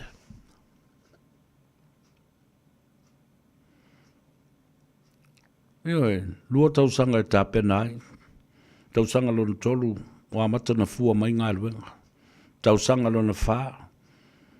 It is time for people that ran and hid these projects to write reports on the monitoring system. Implementation. Mai le tausanga mo mōna no atu whata oto ala fua implement whaatino fuafuanga. Tausanga lona tolu ua fua mai le atinae. Wha wau le tausanga lona wha. A ua whaatu ai loa. Ma le vaenga muri o poloketi mātina e nei. O le tustusia ma wha mawina o ripoti. Ma whaia I ai se vaenga e asiasi ai. The monitoring process o ani mea na o puwaile atinae. O ani o wale toi wha lele ai. Whether it needed some more resources. Pia maa I mau ato ai ma le teimi na whaia nā mea. Mea tā huone nā. E ta ngai matoe sila iai. Mole a ngai luma. O Pharaoh tuone, ta alafalava malo se fumnuia. Logan Swalger. Whamai tala Logan. Look, 5 years is like a lifetime for a very small island nation. Totally agree. To'otan yelu. Fast food tau sanga le mani atinai. Au tu o launga au te mana o ina ia whaatu mau I loto ma nganga o Samoa. O Samoa, o le atunu tofi. E le o se atunu utaliola. O se atunu e whaatalitali mai ni tufa ngā tupe. E le whaatalitali mai. O se atunu e whaalangolango e whaatalitali se i alu watu le tangata ma le mamatalo e tuu le ngutu. Tulau whaafonga le atunu. O la u faa vasenga ina ma le faa tulanga ina le na onisi o na vatau leo o fai nei. I faa matana nana ai le atunu. Ona ola faa lo lea ma ola faa langolango. Wale aini a tinae, ai faa langolango. I le tufa le tupi. I sina ta ma i taimi faa tau vaa. Ona alea. Ona e mole manava la ia lea ngao i ia tu lava mo leisi maasina e se fulu maletasi. Think about it. O le tele o tau le tau te ala langa nei. Wele a maua le tupe, ia maua le tupe se teimi vavea. Ona alola ia le ona po loka i le ina le tupe. The very first 100 days. They have already said that. A umana mai le chapipi le lato. Io, mo le mena I aso mua e se lau le mato toi fo I mai. Pe a toi fo I mai.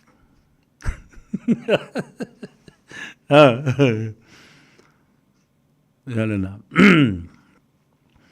Ya la o I ama feita ya le ato sa fe pa sol. Le ai.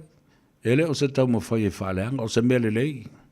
Ia le tūlanga o nai o iai nai se leni na uofo I nātu ma tau mo fai e susu iai langona o tangata.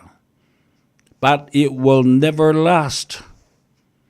Nai toi nofo foi la ele mwhapea. Ai. Ola mai se atina e le tupe le watufa. O le tali le ai. Sorry wefa. E le ai se mea e tua I ai awa o le ai se atina. O le tupele na watu nao na watu ai. You can't even save a penny of that. Everybody needs to eat. Ala le umile la ai. Ele tali ai, ele tali yola le atunu o Samoa. Le au tū le nao la unga. E a mata tuane I e tau le aso le palota. No nofo ma male ma lama le le I ai I le lo loto ma le tā ua o ia mea. Ina ia whao sofia ai le langona fia ngalue o le tangata. Ma le tangata e wha lango ia iai ati nai. Developments. That these developments will yield future prospects and a prosperous future. Yaman wia lumana. E fua maile atina. E sautua lua, sautua tolu, sautua fia. De ola usiusia le atina e a ngai ei tangata e sele. Samoa e le ola ni tupe lungo la au. Tal sa o le tala na a tal no tangata ni tal no pape o ka fefe o le pulu lele. Le pulu kosi vo lele ya matou I tuai. Le ano a maape alu o lau fanua. Taimi fo in fato a vatu wai le fato a ngā pulu ina ia maua ile me le rubber ma le sap il na vai tau. Ia wai ola ma fala le mea leo. E maupan fape o se money tree le nai ola ai me ola o la tau lau la au o me o tupe. Le se mea. Na e sila fia le e le atunu. Whatever ele toini atina e. Whatever na fa sasa moa. Ona toe faini atina e. Wa pasi masilia atu. Maile maa walunga. Faa tūlanga ina e faa tanga I oina e eitalafu. A wafo inao le eitalafu le isi atina e. Le mawhai loa tongi atine. Tātou te toi mana o mia le mele nā Samoa. O le tali e le ai. Tātou te mana o mia le ola wha lango Samoa i me tufa. O le tali e le ai. Tātou te mana o mia ni atina e Samoa. O le tali o le ioe.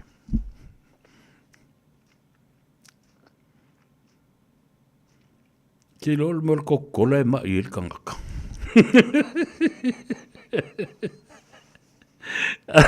Fili mea le leise e mkwa maali e kire o kou to o tani elu malo. Malo le soifua munvia. Watching you from Melbourne, Victoria, Sevilla. Mkwa maali e kire a me e kako kalangoa. Fact, ya lele. After ya wafo yo mene ye ta wotele mo le falongolongo ma le si le fia ele atunu. Ta wava ye tuana le la mana nafi. O sai ia le Palestine. O fala puputonga. O le asosi o le aufai faletali malo. Ia momio accommodations. O motels and hotels I tono le atunu. Ta ua le Palestine o le asosi o le aufai faletali malo. Ma isi au o nanga ia. Kapea. O faisi lape o le malo tau ave. Ona ua le vave o le faa I lo atu ia I lato. Le mata upu wa tau fia I nei ona faa I longa ina. Faa pitoa I tausanga uma le Te Wila Festival Celebration Event. Po le Te Wila Festival Event Celebration. Lale ma utupu. Ua faa sele mutu wa I. Le faa lawi lo ino Samoa. Mai tau wala tu fo I le ofisa ma le pulengo tangata tafao. I le lalolangi atoa ma le Pasifika. Dea la ule aini tangata e o mai. Ai sa iai le lato fuafuanga. E whaatino le celebration nea. Fea la o motu waile so tanga lea o fe so ta inga o tala noanga ina ia mawhaio na ngā lulu e whaatasi. Le malo ma le private sector. Pa o company tu ma oti e le atunu. Oti le tupe o tangata ta whau. Tasi lea poutu malosi o le tua sivio a tina e o Samoa. Tourism Authority. The people that travel from overseas. Tourism to spend money in Samoa. The Hotel Association. The hospitality industry. O fale, and no foi tangata mo fale tali malo. Car rentals, company, o ta vale, e whaonga e tangata, e to tongi pau. O mātaanga, o vavau talatala ngata e masani na o iai I atua guides ale atunu. O fale ainga. Ia e maise o maketi ma pisi nisi e masani o nā whea. E tangata tā whao mai le atunu.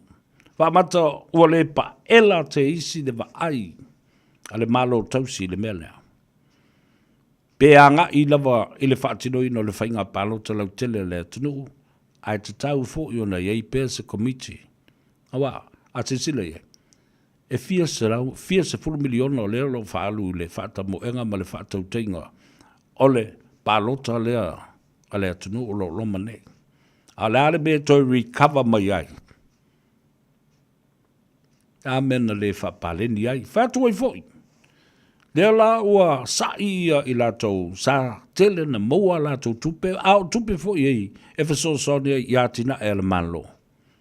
Mai le Tourism Authority, malo latou sotanga I e wa aia I a whalitali malo, car rentals, whale ainga, o loa ese, o maketi o pisinisi tu maoti.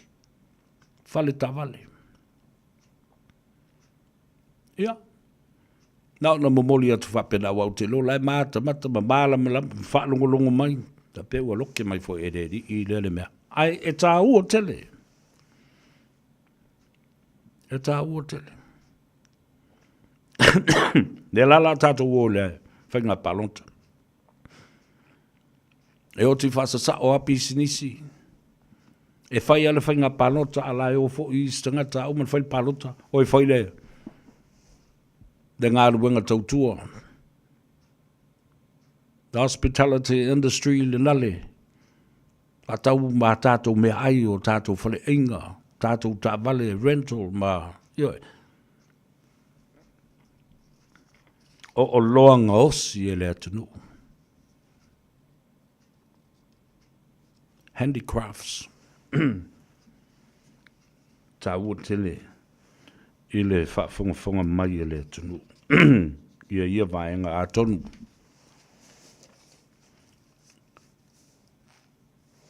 Ao o iei e se whaato whala inga. A se whainga malo fau. Tau oi ona toe. Liu le tō whama wawa ai I taimi awa noa. E ma whai ei ona. Ona toe whaatulanga ai se si wa inga ma mao mo lumanai. Ia mao ngātai au. The president of Hotels Association complains that government plans to strike out or cancel Te Wheeler Festival event celebrations for 2025 is due to the early election, but weren't officially told about it. Now, who's going to fork out the money to pay for these people's expenses?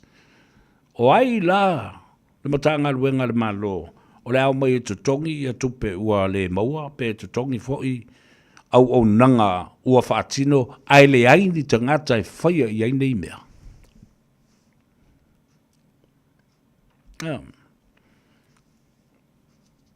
Car rentals, hotel reservations, motels, the food and restaurants and the hospitality industry.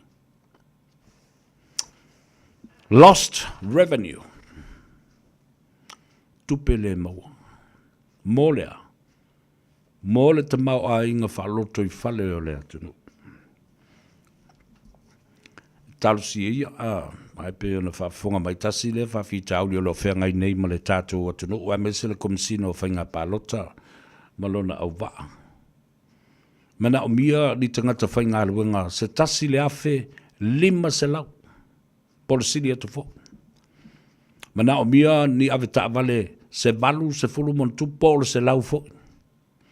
Mana o mia ni tangata se to afe, ewe soani le whaatulanga ina, o pusa pālota e tasi le afe montu.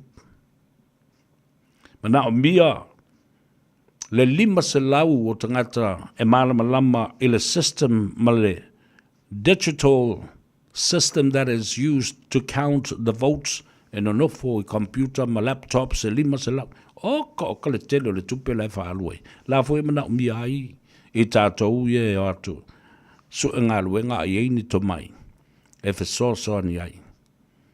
I le whainga pānota lau tele whaatope le atunu. Me la leo te whatuai. Ai la nisi o tau o lo iai ia to mai whapea. A o lea manatu e alue. I Samoa I le te mitonu lea. La tu sao alu sao loi o I le official komsino whainga pānota. A leo na a ngai I le whalapuputonga o ngā luenga, o le official o ngā luenga le malo, Pacific Public Service Commission. Ia pēr whai o ina le nā o lo wha ngā solo mai ei le wha lau lo ina o awa noa whai ngā luenga. So soani ei wha mama avenga I le tele o vaenga tā ua e mana o mia. I le whainga pānota le nei. Sa o tilo antu ma le tutoa, ma le whaanonoa, ma le loto whaavau. I lunga o penga ta whailangi, ma whaasalunga fo'i. I lea ta whailangi, ma lea ta whailangi.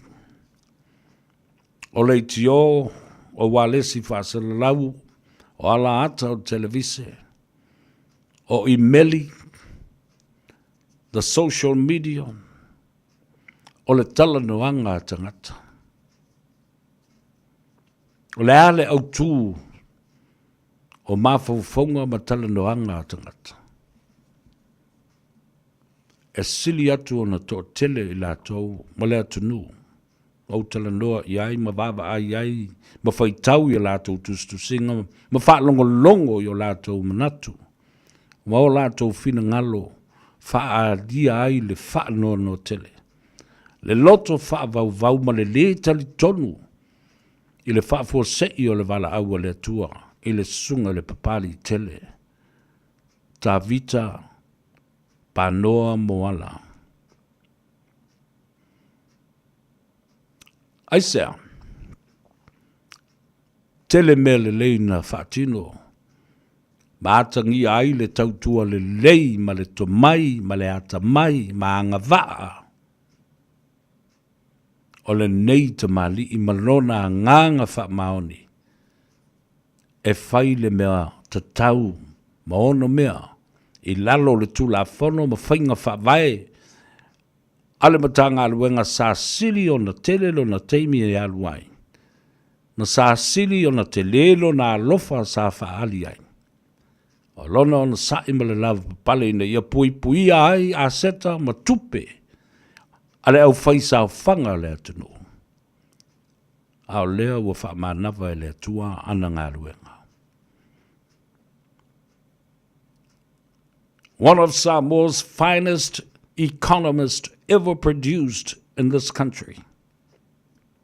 A well-respected economist with a purpose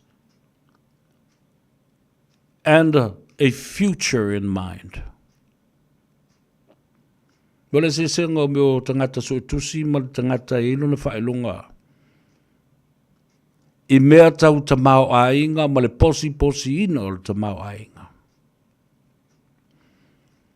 An economist with a long, safe mission and vision about investments. Nai whalangano mele au loko leanga i mele au. Tau whaavalea mele au tau whaaleanga i le nei tamali i malona tamai whaapitoa. Everybody knows.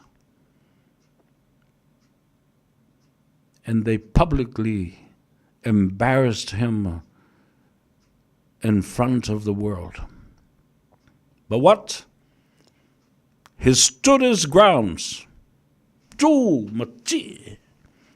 Male malosi ilona tulanga. O alama whai unga whai i a te ia. E tai lea taimi ma tai lea taimi ma lea tausanga o ai whai ngā maloi o mai. O le sunga le pali tele. Tā vita panoa moala o le toa manu. E whai iei le upu le nā ma le taulangi. E talo whai ua mali liu toa, ua maliu le toa. Ua mā i mau waima a upenga o le taua. Talo whai. E lei se tangata sa wawana rata male nei ta mali i o le atunu e le malingi loi mata. Pe ato e tō manatu ma mawhau le sāwalinga na saua i Samoa. Tua inga mātanga na whai iai le nei ta mali. Whaafio na sue whaafio na whaatea. A lau atu e tangata mea whaale tonu i a pali. Whaaliu mai fwoi pali i lau mai le whaavale o nā tangata na whai. Ma ata, ma talie. He was one of Samoa's brilliant think tank. Pero foi atu. ese tangata o tusi policies lale mo le au su tusi mo le au tausi tusi mo le. There's a difference between a brilliant, qualified economist versus bookkeepers and policy makers. Ya se silo na I mea na whai nei le te maloa. Investment le te maloa na tatala ipu na vai o tupe 4 miliona. Ae vai le langa ifo. Solo tangata. E feite le melea. Melea tosta o sanga talu na sau tonu. Ase wabai tupe o nofo ma wha tape atu. Ma wha matu atu le tai 4 miliona aia. Sau le lipoti. Ele se soli tu la fono, ma le soli ino ni whainga whawai. It was just that these people are jealous. They didn't do what panoa. Nga wale ngoale na mātou te whai ngoina. Spano. They didn't even achieve what panoa set out to do. He had a brilliant mind about investments to make money back. Spend money to make money. Ai os tangata sili na alofangia sa utala no le tele o le au fai sa whanga. Tele fai business. They are very, very, very sad indeed. Lato whaanoanoanga is a tangata sili ona loto lofa I tangata whai sa whanga. Matu awa noa e wha matu o tuai tupe e no noa e tangata. Ai mawhai una toi tongi mai. Ia, tātou tā lia. Awani fuafuanga alualu mamao le pa ia I le whanau. O uso matua whawhine. Ona ainga ma ona taulangi. Ona paolo ma ona ngafa. Na sau sema o le sunga le papali tele. E awha pia foi le tulanga tā ua. O sauninga whale ainga. Wha pia foi toe sauninga ma pe au wha ma vai o le nei tamali. Au ngā. Lawi loa. Ma ona uwinga ma lie o le ata ma le tala sua. Sua tu whaata mali. Mai le whailonga ina fo ise tangata. I le ai ma le sila tangata iai. E a laiona loto le anga ina. Ma le fia tangata I le sunga le pali. A wafoi. A tonu ai e wa ai maulalo iai se wa ainga whale tangata. A o le taimi lava. E mātala ele fofonga o le sunga le pali tele. E winga I so se mata upu. E puaina mai ai le ata mai. E puaina mai ai le to mai ma le anga waa. Matatala ai ele sunga le pali I. Se fai to toa. E fau I lau wa ai. Ma lau tilo le ano fale o le mauta lea ua faa popula iai oe papali I. I mea tau ta mau a inga. I mea tau mitinga. Ma le moonga. O se taunu unga o se faa moe. Mo le lumana. Papali I will take you on a tour of his own brilliant world that only him can understand. His world of economics, his world of micro and macroeconomics. Why? because he was one of the finest economists ever produced by Samoa as a government and a small island nation in the Pacific. Well known, well respected. Tatonu mai o foi ai tangata lai, tā lātou feita ma avea pānoa mō lātou nifo turi manu. Nai lātou te malamalama iai. Lātou te misia fo i te mali i lei ma whapeane o lātou tala, na o i lātou lava i o lātou loto. Samoa has missed a blessing that was God-given. Yeah. O lau tala noa tula nā i leo whai mawhauwhaunga mai lātou e malamalama. I le whaasoso ina ma le posipose ina, ma le whaatulanga ina, ma le whaata oto mai, o se ta mao a inga o se atunu, ma se fuafuanga o se ta mao a inga, e winga i le nei tamari. Le a tātou o tātonu le tūlai ono. Se vai a tātou telefou i vai whanua i le ngana Peritania, le ngai tā uolo tātou malmalama, i mea lo tupu le lo toi whale o New Zealand. Le anga o le kako ki ngofo. Le anga le tātou talanoa i mea lo tupu isi atunu. A kako ki le ngofo. Nā whaina Samoa o le kako ki malmalama umba i mea le tupu i Samoa. A o New Zealand. O le pa anga tō tino a le atunu pele o Samoa.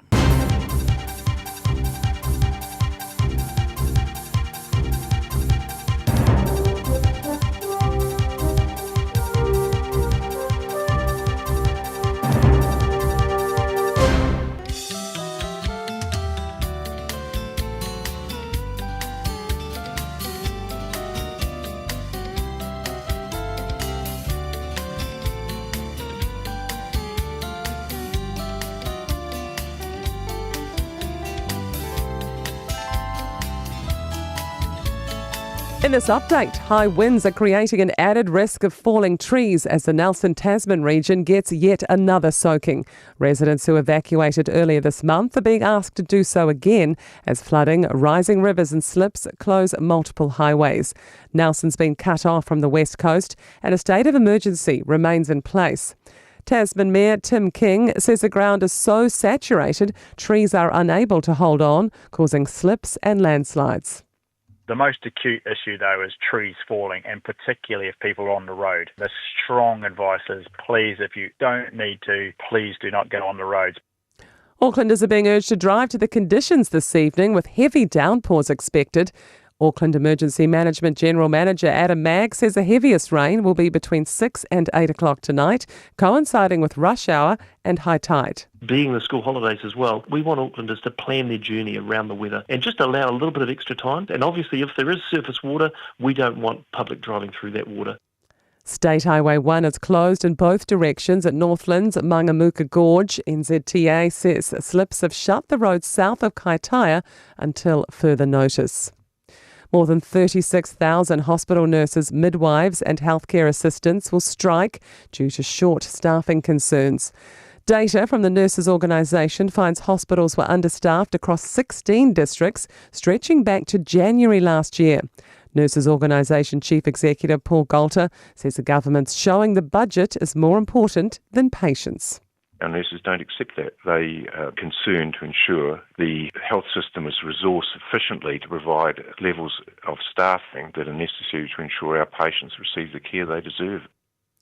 And Victoria University Students Association is campaigning for better work opportunities. Their slogan, no work, low pay, why stay, hopes to draw attention to the rising number of graduates moving overseas for employment. And that's news.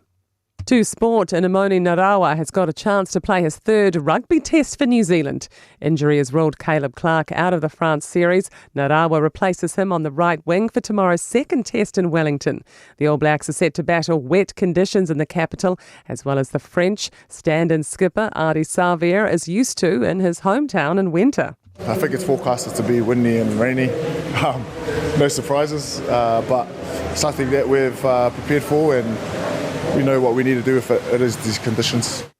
The Black Sox remain alive at the Softball World Cup in Canada. That's despite suffering their first loss in their final pool match, beating Venezuela 7-2 beaten by Venezuela. New Zealand still advanced to the top 4 Super Round after Argentina beat Canada 7-3 this afternoon. And that's sport. Ia le dau whaafonga le atunu.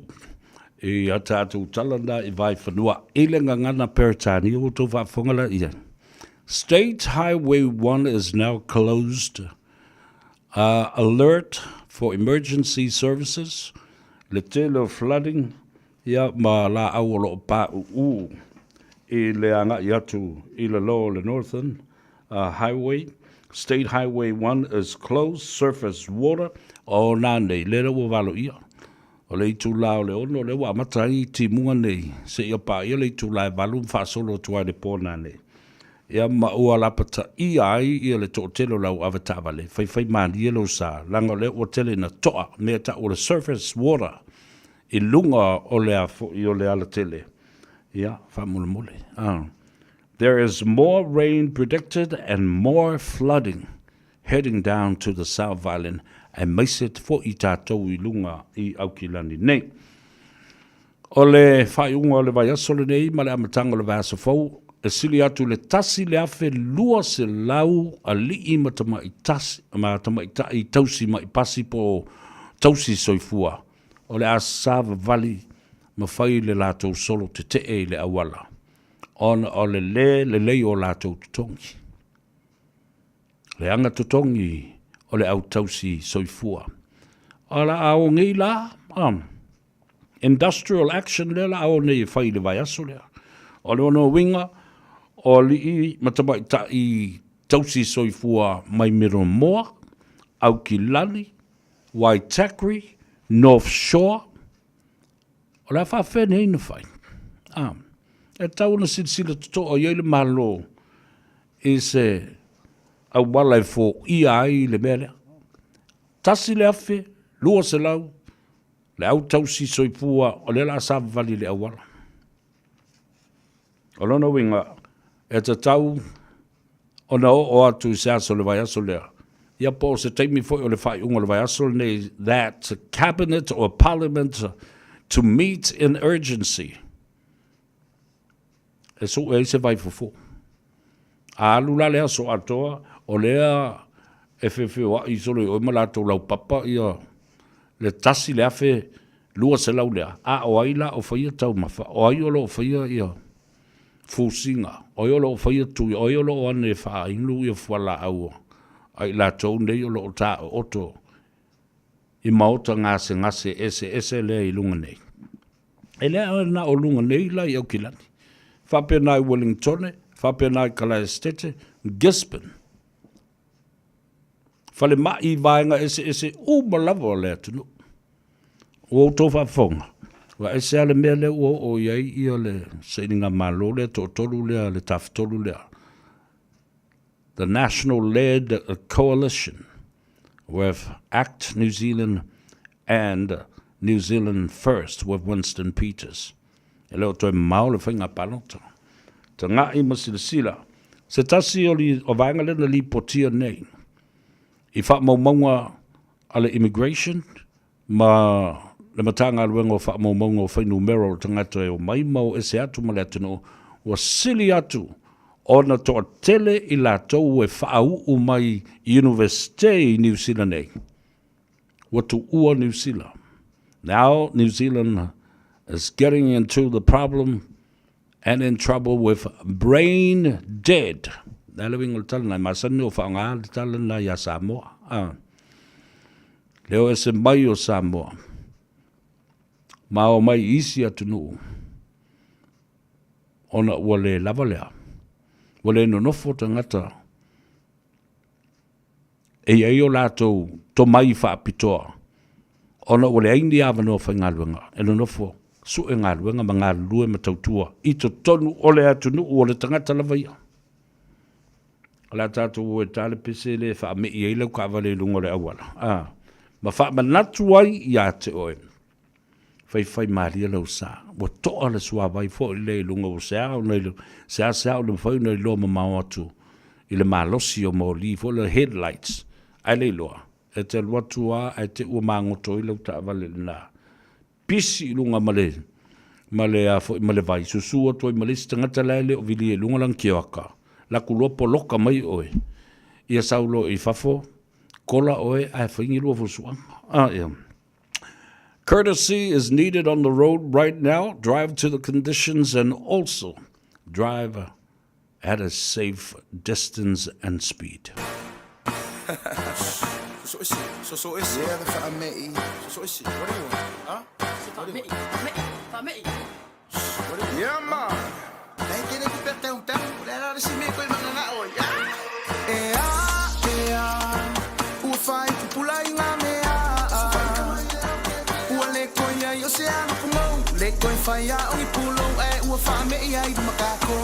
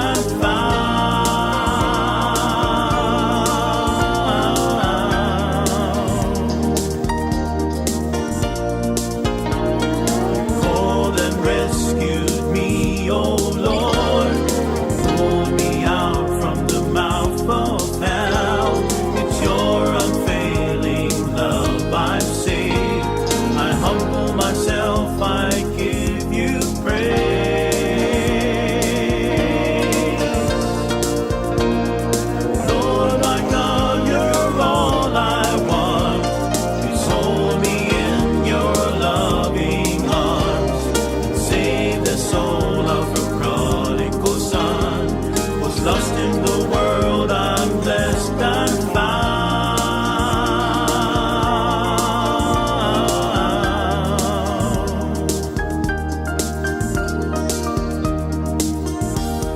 Ole da, ole siufonga bata ngofie, ole uso pele, bale wo pele, a great friend of mine, Henry Tule Tufunga Hankin, many years, a special entertainer. Yo, ole ua lua se fulu minute wa te ai, ia le tu lai ono, se o wawai atu po ai, ia le ave pasi, ole pasi muri, ole va ale sau, ole va moe, le ai pei au te vai atu e toi fo i mai ia le fionga i le. I le ia teito le sunga le li ia wa. Ona o mai leo la u talano atu i le mata upu lea. O le ta oto ai o le waa i le aliti tai. O le moana sau o le atu sa fata ma la ingi sa tono mawhono. Lea ua sau no manino i le fionga le sa whapito le tamaita i pa le mia. O le malo tausi tau ave o lo o iai le teimile nei. Ua mai a ia talanoanga fo i mawhetuna inga.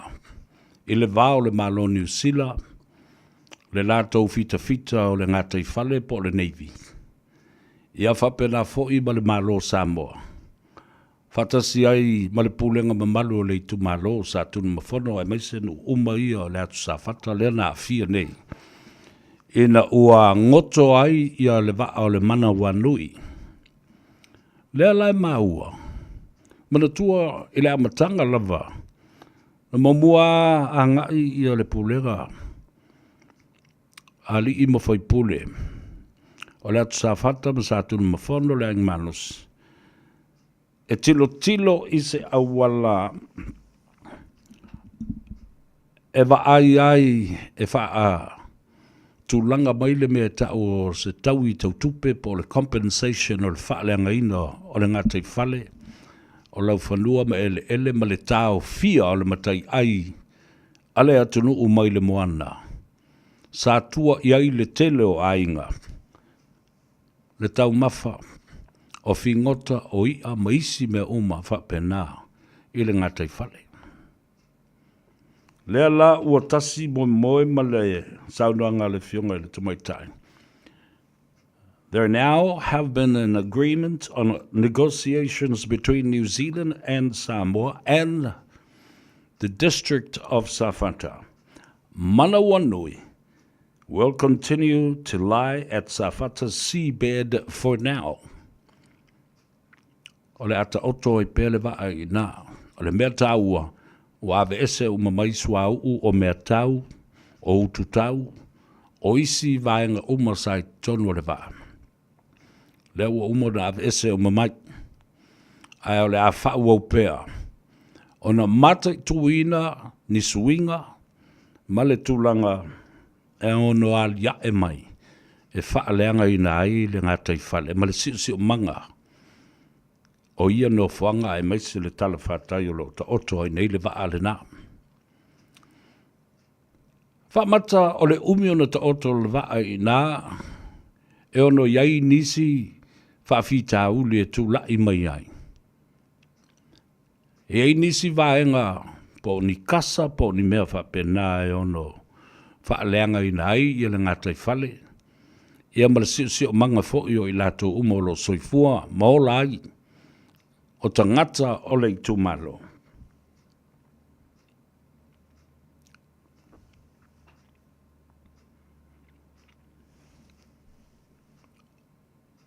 Compensation has been sought for monetary funds, but the monitoring system for protection of the environmental disaster that could happen in the near future. La whau pēa. O na mate tuina le tūlanga. O le saunga le mua le ngātai whale. Lea ua sa ili se tau i tau tupe mo nuu uma o le tu malo. Whai mai ua iai le tupe. Ai e le o I lo pe whape I o na whaavasenga pe whape whia fo I o na whaasoa le nā se len. Ia se whaabrianga le leile nā mō I tātou umalo lalam papa au I le tu malo sa tunu mawhono ma le atu sa whata. Se wha I unga le leile vaenga ua whaatino le teimile nei. A o a ni o ngā ni mea e ono tū lai mai ma tutupu mai I le lumanai. Ia. O le tali o le mea le nā. Whaato ai loa pēa uma le whainga pālota ma sisi whainga malo e tū lai mai. A le mea e tā ua. Ua o I ai le whaato whala inga. I se tau I tau tupe. O le ua whaisi umi o la alu le tausanga. Talu ona le toe a whea. Maanga I atu tangata o le tu malo. E māsani ai o na o e whangongota. Ma whai o la tau Faiva I le ngātai whale. A wā o le toa tele. Sa whaalango lango. Ma wha moe moe le matai ai mai o le sami. E tau si ai o la tau a inga matupe maua. The livelihood of the constituency and the whole district of Safata relied heavily on the resources from the sea. Now, the ghost of Manawanui will still be there and linger on under the seabed of Safata. Yelena.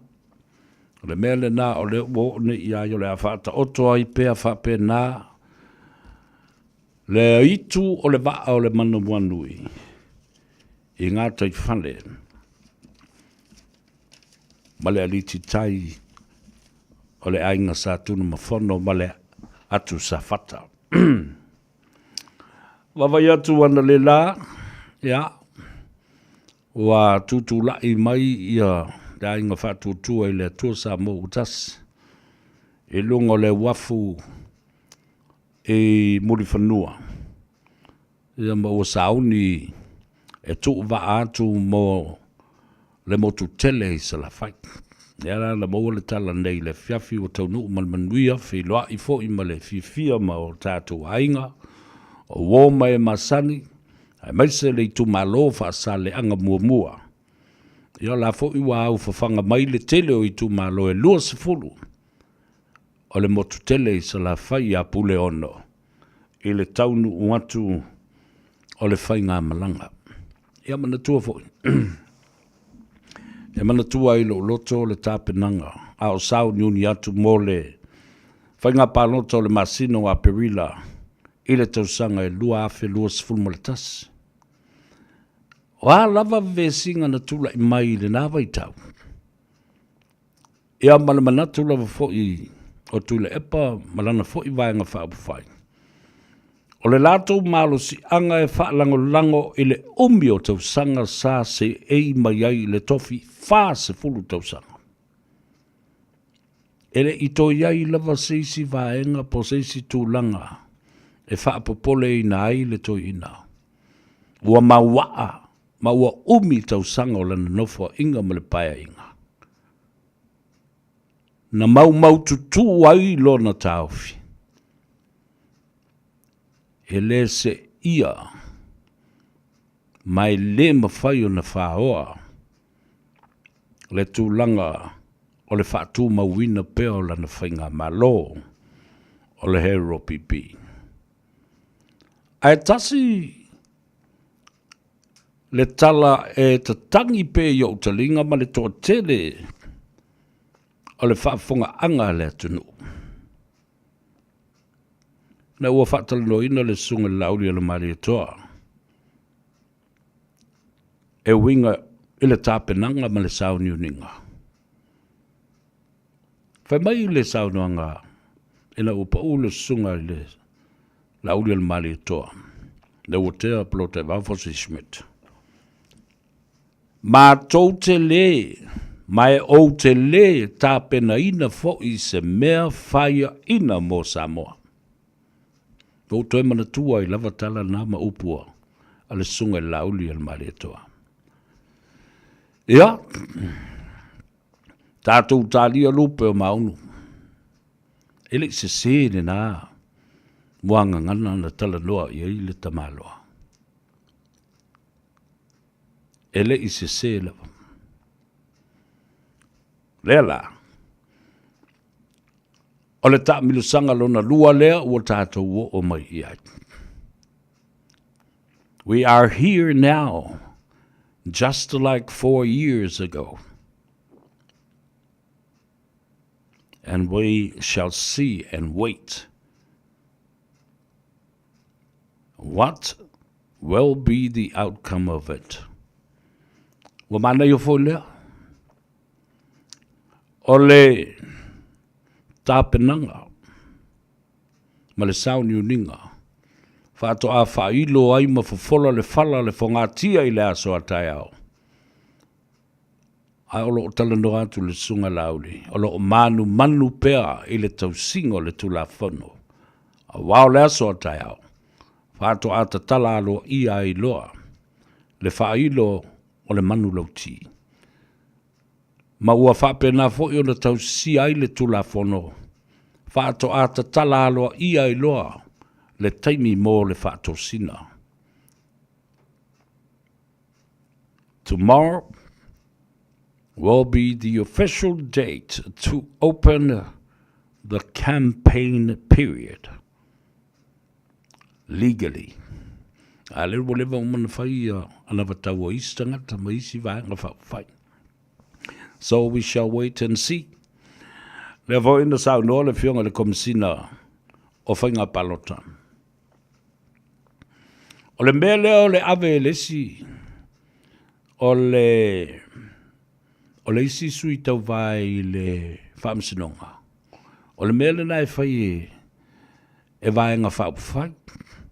Ia pa o le sui whaoriori fo i le isi sui whaoriori. Ele whaia ele komisina, malona officer ni mōlianga.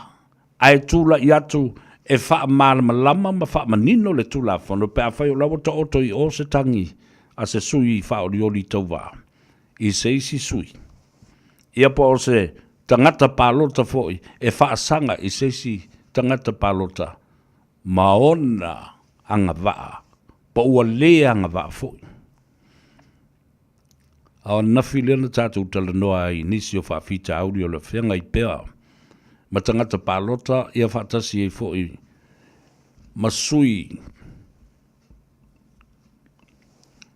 o lo tau wā whaoriori. A wā fo i o le aso a tai au. E mai ai fo i ma le aso e whaulu ai ma le stala i a sui whaoriori. Ia, ona tapuni lo lea ma kaputu le mea.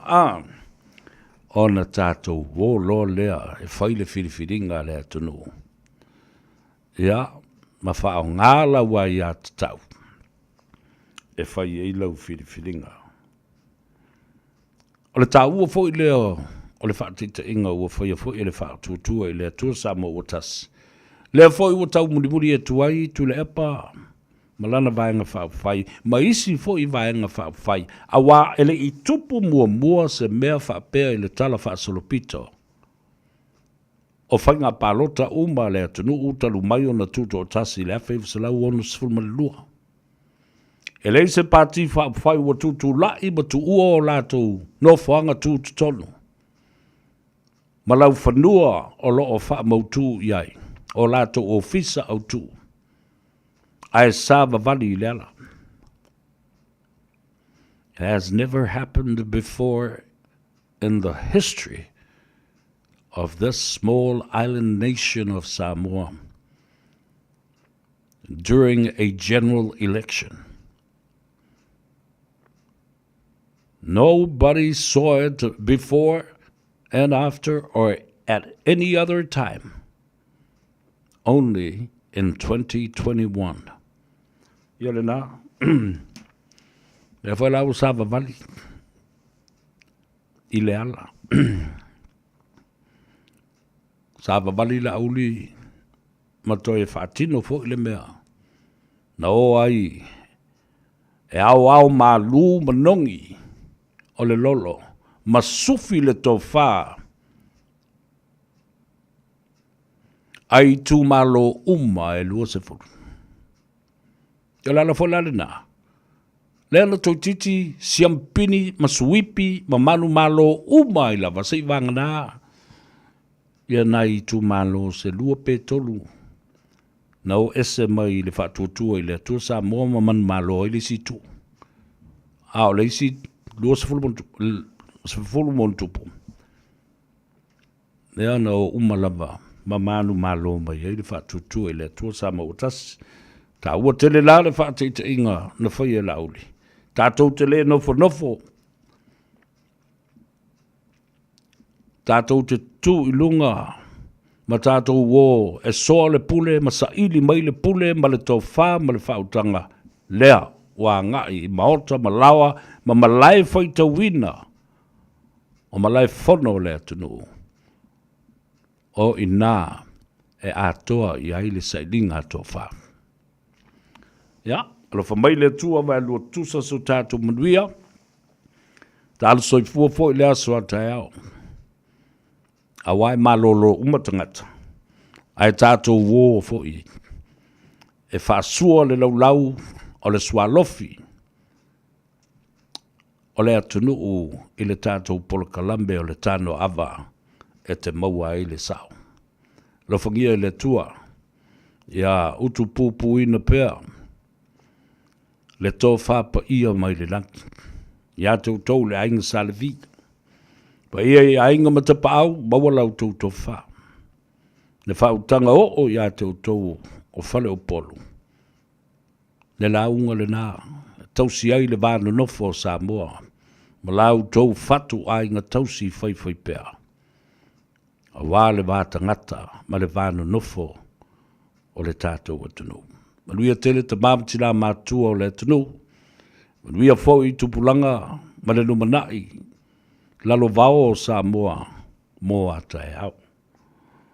Au le so, ia, le ataua sa vea le nei. Whafoi mai upo le ataua. Ma ngalo fo i se leo o le au nei. Ia mese le nei vai aso atoa i le tātou maftanga. I le pola kalambe o le Gagaifo Faiva o le tunu. Fei loa i le aso atai au. Ile tano ava et maua ile sao. Well, folks, that's it from me this afternoon, this Friday. We'll see you again tomorrow. But those are the stories of our people today. And with you, my dear friend Papali, a rare kind of gift from God to Samoa and his people. May you rest in peace. La tātou wō, e su ele pesele a taua sa vea. Whamanuia atuai. I le nei fo i a fiafi, ia, ma ona fo i lava singa o totoe. Ina ia saunga le mū, ia le atunu, whataloloai, ia, whapena fo i. I ka whaonga mai vai vanga, ia. O nei ngalo i ate oe, o le aso po i atai au. Leo te wawai e tuelo o whao pe e se ngā se leni fo i ale whalaputonga au Somalisi. Ia ma le latou siva le nā e whai ngā le ona o le wha moi o le whai longoina o le fitus fulma le lima tausanga o le whaatuina o le tele o a onga le kalesia katoliko i te tonu o Samoa. Male motu tele i se la whai. Tu mompule, ioi, ia tele, le peselea, e alofai mo oe, mai ale atau sa vea, mai latou uma oilunga o le tātou apio fōlinga, e mai se fōi mo le tātou Facebook page, ma le tātou YouTube channel, e ia tele, le nei afiafi. Share, love, like our program, and leave me a comment. So fua mai e manuia.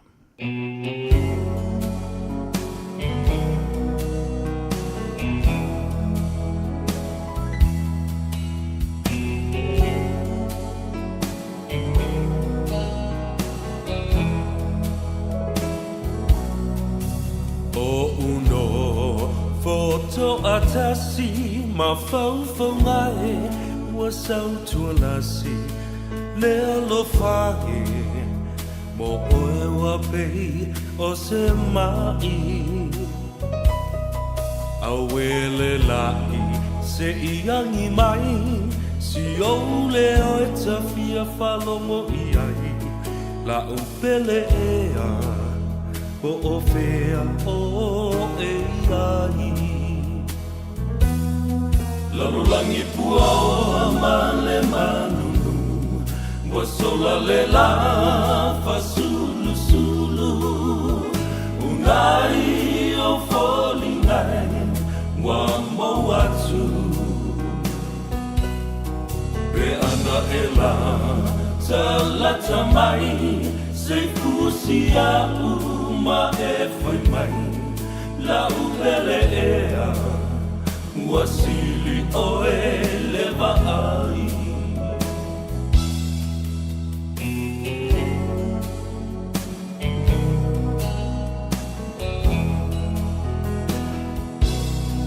E moni ai o Solomona o vai e telele tinea le lofa e sole sami ma le au e fe tafeai le timu ngai se ito mai wa o galala le fie inu mai vai mai e so tala po o a upele ai Lalulangi pua o male manu Wa sola le la fa sulu sulu Unai o folingai Wa mo atu Pe ana e la talata mai Se fusia uma e foi mai La upele ea Wasili o e leva ai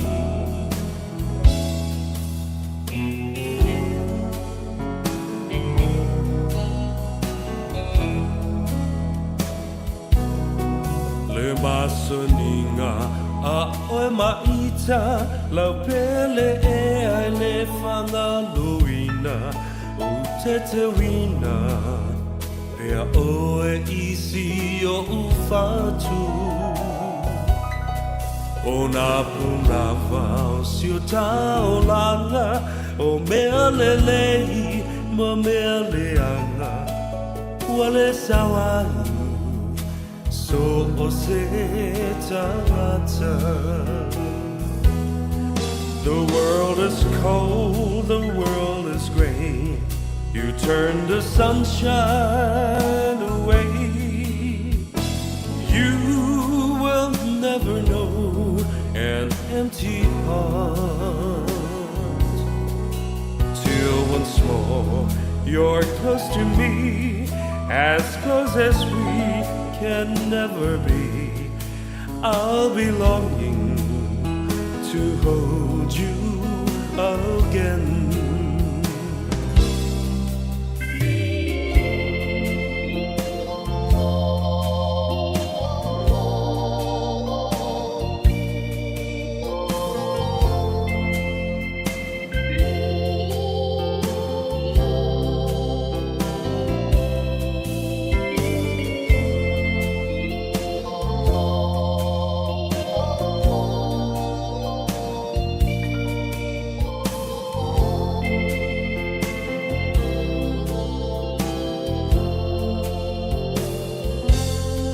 Lalulangi pua male malulu Wasola le la fa sulu sulu Unai o folingai Wa mawatu Pe ana e la talata mai Se fusia uma e fai mai La upele ea Wasili o e leva ai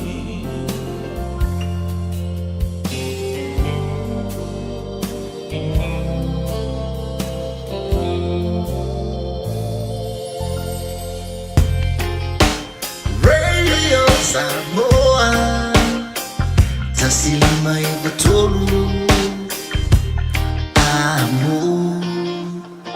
Samoa. Tasilima i tu. Amo.